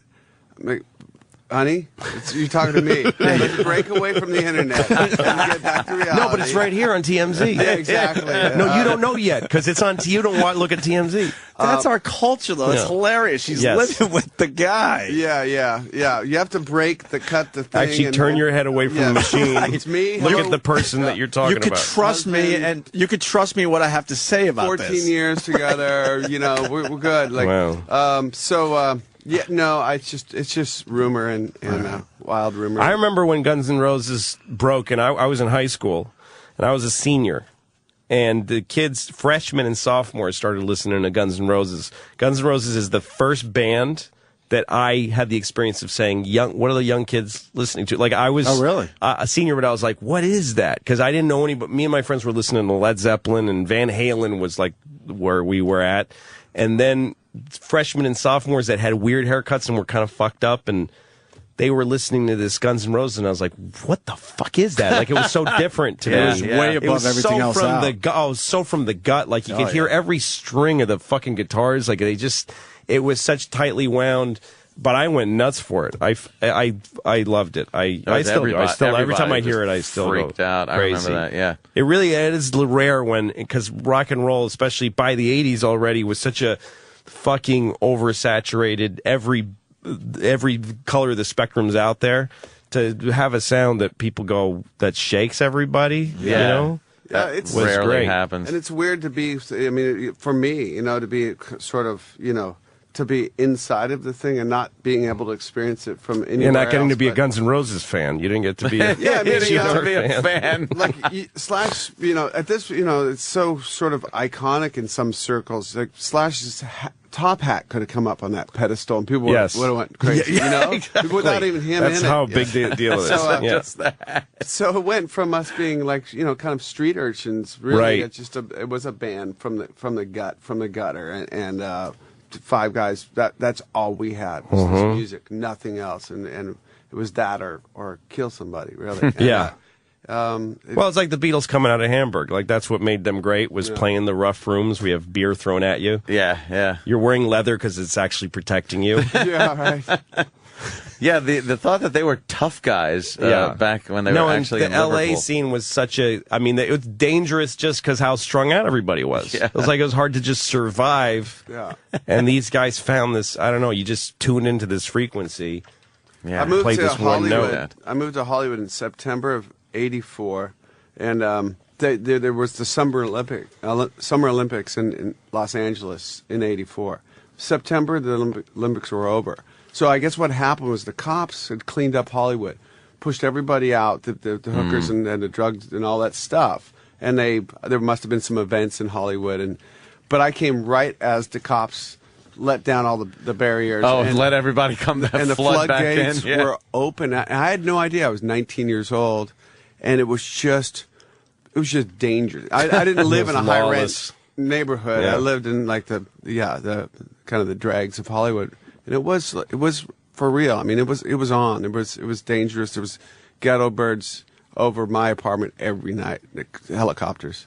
Okay, No, there was a time where you drove down Sunset and you had this feeling like, if I got out of my car, I could get killed and nobody will find me for a while. Really, that bad? Yeah, it was just seemed shitty and seedy. But and by the way, they came out of there and it became one of them playing the Super Bowl for 5 seconds. That only happened, again, going back to our fucking earlier conversation, because of record stores in the 80s. Yeah. Because some record store owner in Indianapolis said, this sounds fucking hot. I think this will move if I put it out there. And it grew, that's why he was able to come from the gutter up to mainstream, was through that system. It's like it's like a septic system or something. Yeah, like that. There's yeah. receivers. Actually, and now if you got to go directly from your playing it to iTunes, you have to go right to mainstream. There's no coming up as much anymore. I was living in Rochester, and we got Appetite from some guy in Arizona. It wasn't available yet. People were just kind of trading you had it to around. go find that I don't shit. even know if it was a bootleg. I'm not even sure. That's it's why been the so many reason it years now. excited me was because I haven't heard this, and I don't know where these fucking kids got it. It absolutely wasn't in my local record store. Something that the kids at the time were just the passing freshmen around. and sophomores in my school got it at the record store in Harvard Square. And then they obviously changed the cover because you had controversy about the cover, right? If I remember. So, and then it was mass. It was in every record store in America. But at first, when I discovered you guys, it was because some dude fucking mailed it to us from Arizona. Yeah, that record was out for a good year before it hit. Toured. Yeah, and they were about to pull us off. See, and that's because the record stores like Louis. Yeah, because the record had legs, because it was given some time to seep out through the system. And people went, what are those fucking kids that I'm a little afraid of listening to? Yeah, I think I'm too old now, but Guns N' Roses and Nirvana, when I heard those two fucking bands for the first time, I was like, holy shit, what is going on? And I haven't had that feeling since, but then again, I'm getting older, so maybe it's passed me by. But yeah, there is. I mean, I think there's sort of a disconnect now with younger bands coming up, and I have a feeling something's going to happen. But you're right, there hasn't been that one band that wow moment. Maybe there has been, but I just I'm in another world now. Yeah, I haven't heard it. But I can't really think of one off the top of my head that could have been, Guns N' Roses, Nirvana, and then who was next after that? Yeah, everyone's just still waiting for whatever Black Eyed Peas wants to do. Man. Like there isn't that kind of like Darwinist thing in the music right now, where somebody else comes around and goes, Lady Gaga. Forget everything you've ever heard. This is now. Right. Yeah. Forget everything you've ever heard except Madonna. Right. Did you guys hear that thing? You probably did. What is it? Lady Antebellum, the song that they won the Grammy for. Oh, yeah. I don't even know who that is. I don't even know what that sounds like. Do you know the song I'm talking about? I heard the song on the Grammys. Yeah. Did you? Okay, so Bob Rivers, he's a DJ. Yeah, Seattle guy. Right? He's the next day after the Grammys, he was driving to work to his DJ job. He's a Seattle DJ now. And he goes, I know this song. I know this song is something else, and it's a Alan Parsons. Alan Parsons project? So he got to work and he put the two songs together. It's on that internet. Holy shit. And it's exactly the melody. What Alan Parsons song? I don't know. You got it? Many songs by Alan Parsons. We got it. Danny will find it. Has this come out as a big deal? And it won a Grammy. It won a Grammy. I think. That's the Lady Antebellum. Holy my God! Oh, goddamn.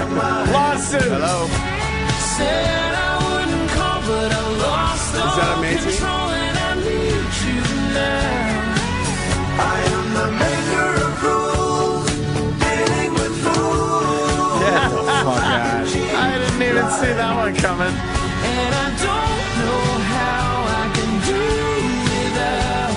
I just need you now. And I don't need to see anymore to know that I could read your mind. Fuck! I could read your mind. Oh my God. Yeah, I certainly know that Alan Parsons song. Wow, what a good find. Didn't even notice, but the second that kicked in, it was so exact.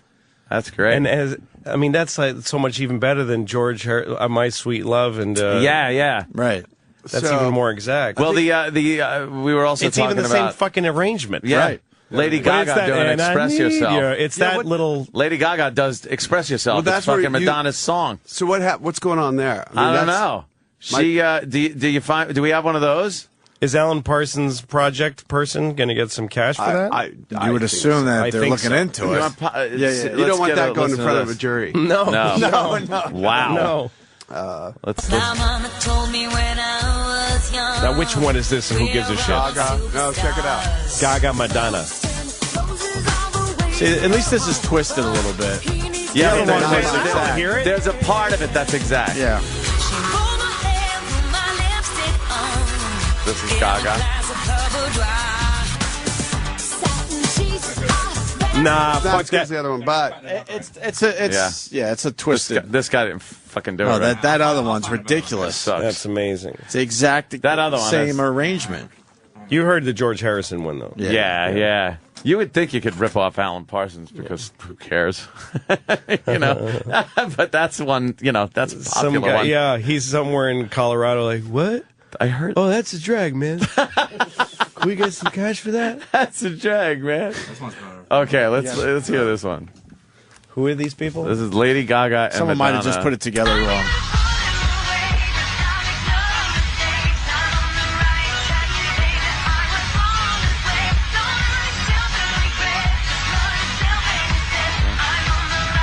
That's Gaga.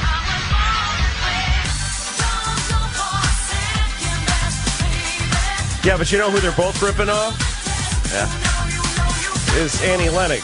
Would I lie to you, honey? Play that. That does sound a little like Would that. I lie to you? It sounds Would a little like I that. say something that... Just play that quickly while it's still in our ears. Why? Because I can't, because it's going to show you a 30-second ad Okay. first. So. Oh, Jesus. Dumb ads. Coming through. and now the ads on there. Stupid ads. Dumb It's ads. it's Making the interesting internet that, free. that the ads are for specific moments now. Like when you watch CNN or ABC News and it's sponsored by Kellogg's, it's Yeah. one thing. But when you want to watch one moment, like a man being beaten to death in Egypt, sponsored by Target. it's like, hey, Yeah, Target. did you know the Geico? And then a man being beaten to death in Egypt. Doesn't seem to go. Geico brought you this guy being beaten. Right. Thank you, Geico. And aren't they funny? And what do they even fucking do? Yeah. I don't even know what they're selling. Oh, let's see.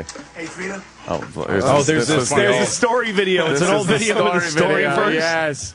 Hey, remember these? what's up? Duff had a story video or two in his career. A couple of. Yeah. Yeah. Hell. Oh, we're really going through this whole deal? Oh my god. Are we really Yeah, going we through are. this whole deal?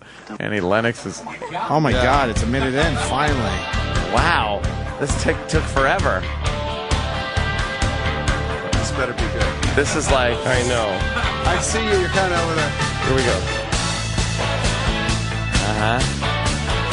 Any second. Get to the chorus, please. Are you sweating? But isn't that a Pretender song? See, honey. I don't know what it is. Yeah, middle of the road. A little bit, right? Yeah, a little bit. All right, so play the Gaga. Oh, wow. Oh my God! You're making Oh, Danny's fucking head is going to explode. ready for this. Don't you know how to use tabs?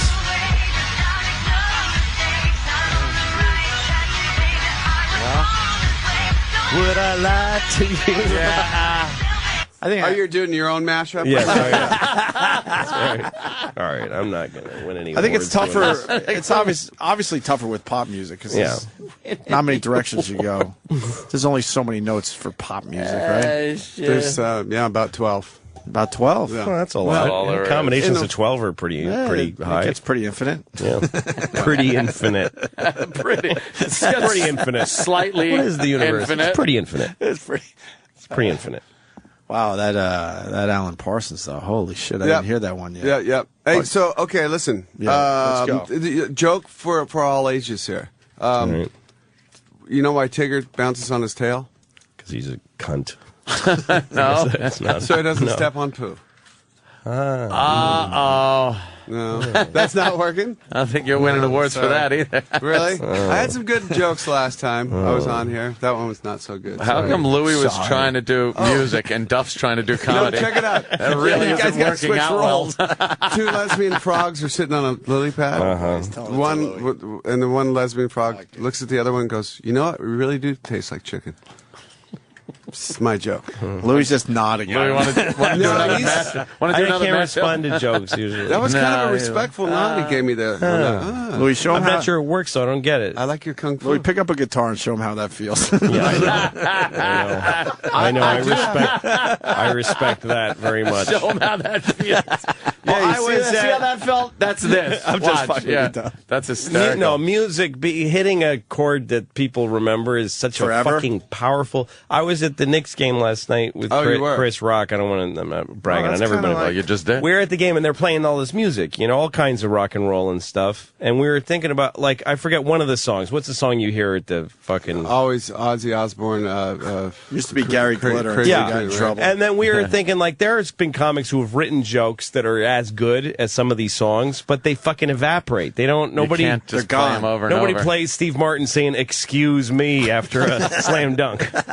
And "Excuse me" was pretty that could phenomenal. be good though. You might have started. They a could trend do it today. after a foul called on a hometown. Tell me guy. about the game. I don't. What happened? That guy Carmelo was I know great. all about that. Yeah. So Mello was there. He playing. was great. He was great. Duff's a big sports fan. They played the Bucks. The Bucks, yeah. And the game started, and the Bucks looked really good because they've been playing together as a team. Yeah, and the Knicks had two new guys on the floor. That guy Chauncey, I don't know how you grew up That black guy with the name Chauncey, He's but he's he a great player, fucking too. is so good. He's a great player. He was running the offense, and it's his new team. Right. And the thing I really liked about the Carmelo guy is that he played really smart and conscientiously. Like he wasn't just a star throwing up hoops. He looked like he was he was crafty. Like we'll get the stuff you get to watch when you're there, that the camera's not there. Watching him set up picks, watching him fool guys for the benefit of somebody else. Like doing fake give me the ball stuff when the ball's nowhere near, or pretending the pass is coming. Like that's something that great players do, because when your defender's looking at you, and then you pretend, oh, here comes the ball, and then the guy turns around and you fucking dash. Like he did such cool stuff. Yeah, he looked like a guy who hoped he was playing well. He looked, you know what I mean? You look at a guy and it's like he doesn't look cocky. Mm-hmm. Then he just quietly scored fucking 29 points. Whatever his first game in New York, something like that. Knicks win. They won. Yeah, they won by 4. They were never behind. I mean, the Bucks. They're not. They should have beat them. Bucks can beat anybody at any given time. But Duff's not an NBA fan anymore. Well, I know here's about the Duff. deal. I'm from Seattle, and they lost their team. Yeah, that sucks. Our team, yeah. But I think the best you're talking about, kind of sort of off of the camera play. Yeah. Remember Sam Perkins? Oh yeah, 3-point guy. Yeah, and he always looked like. And I think he was baked the whole time on weed. Yeah, those lazy eyes. We called him Sleepy Sam. And, Sleepy eyes. There I you mean, go. the word was out. Like he smoked a lot of weed, and it looked like he was high on court. Yeah, but he would just kind of meander. Right. But he was so crafty with it. He would all of a sudden he'd be there out like in the corner for a 3-pointer, and just a great guy to watch. Like sitting there. Yeah, just I like earnest players. Yeah. How did Seattle lose their team? But How do you allow that to happen? It was not unlike the Cleveland Browns thing, right, from back in the day. Yeah, it was the middle of the night type of thing. Yeah, but I think some team like Green Bay still has Lambeau Field. They're still operating the same way they always did. I mean, whenever you start buying massive stadiums and needing a bigger and bigger profit margin to stay alive, it's easy to tumble. Like if teams that have stayed in weird towns, right, Portland or whatever, is because they just sort of just keep doing the same thing. When they start overgrowing, I think, is when it's like... Why was it criminal for the Seattle Supersonics? Well, okay, so Howard Schultz, the CEO of By the way, we're Starbucks. going to acknowledge you do have to go, but I just want to hear this answer, and then we'll get you out. Okay, so Howard Schultz owned the team. He's CEO of Starbucks. I think he had some whatever health problems, and he it was too much of a burden for him to have the Sonics. So Clay Bennett, who, when there was the hurricane in New Orleans went up to Oklahoma City and played during that, like, half of the season. Remember that? Yeah. Clay Bennett was sort of this guy, this mover and shaker in Oklahoma City, Stern's, like, best friend. So all of a sudden, Clay Bennett's up, I'll buy the Sonics. Well, there was a thing in the contract that he couldn't move the team. Howard Schultz had in place. You can't move the team if you're going to buy, but you can't move. Yeah, and Gotcha. He bought the team and moved him. So there was lawsuits and all that stuff. But of course, the fans, we don't care about skyboxes and luxury suites, and we just want our team. Mm-hmm. And it was really pretty. That's pretty sad. Yeah, so it didn't matter. It's like when in Harvard Square, there used to be a place called the Tasty Diner that was there since like the 40s, and the company that eventually sold the building to Abercrombie bought the building and said they were going to tear down the Tasty and everything in it, and so everybody started defending the Tasty, and it was a big movement. And somebody found out that George Washington had an office in the building. Oh shit! And so they said. So it got put on the National Register. You can't tear this down because it was a historic building, and everybody celebrated. And so the company that bought the building figured out what happens when you tear down a building. Oh, you don't go to jail. You don't go to the electric chair. Right. You get fined $200,000. That's a great half what you fucking probably. Wow. Theoretically lost on a blackjack table. Fuck it. Fuck George Washington is the... fuck it. That's what I just learned. So then they just go, fuck it. Just pay it. Shit. Tear it down, pay the fine. Wow. And by the way, the building is no longer national. It ain't anymore. Yeah. And they ripped it down. So that's what that guy did. He's like, it says I can't move the out of Seattle, or else what? Yeah. We'll be awful mad at you. You nailed it. Duff, you really got to go. They're begging us to drag you out here. I don't know. You must have a busy schedule. Thanks for having me on. Loaded, The Taking comes out April 19th here in the United States, and yeah. And next time you're in New York, we want you to play. Last time you played, it was awesome. Yeah, I mean, this was good. Trust me, I liked it. But we'd like to, see you play a little bit. My too. jokes, I should have brought a little stronger. No, you were fine. Stronger jokes. I was going to think about it. Really you were in Guns N' Roses. Don't worry about it. You're fine. Yeah, you don't have to. No, but usually that's kind of my morning I'm just a forte. shitty shock jock. Don't worry about it. You're fine. No, you guys Your are legacy is set, okay? Okay. No, Duff McKagan, they're good friend of the show. You. Thanks for the music. All right, you're welcome. Absolutely. Yeah, thanks, Duff. Always a pleasure. Good one. Might as well wrap up. Louis, Yeah. just an amazing appearance by Louis C.K. He's going to be at the Borgata, April 23rd. Tickets on sale now, so please buy them. Please buy them. Like show I said, number 2. I saw him at Carnegie, and I don't know what you're waiting for. It's an amazing show. Thank you. Are you going to have somebody warm up for you? Yeah, today? somebody good. I don't know yet. Get Ted again. I Yeah, like the somebody. Ted. You'll figure it out. That's somebody. That's your gig. And Louis C.K. on Twitter. I think that's it. Nice. Ready to go home? Great show. All right.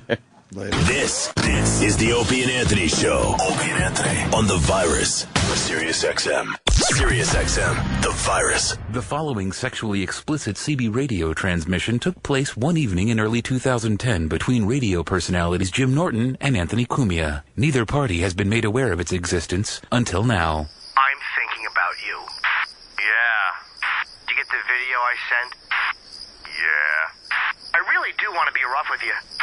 Wow. Well, what do you want to do? What are you going to do to wear me out? I want to treat you rough. Throw you around. Spank and slap you. Slap your face. Yeah. Treat you like a dirty little whore. Put my cock in your ass and then shove it down your throat. I want you to bite me. Now you're talking. Then I'm going to tell you to shut the fuck up while I slap your face and pull your hair from making noise. Wow. I want you to beg for my cock. Yeah.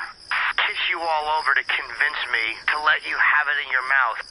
We will see how bad you want me. Whatever else turns you on. Whatever I want, you are mine. You please me like no other has or ever will. I'm not losing that. Great thing is we have a lifetime of this. Okay, lights out. Good night, sex.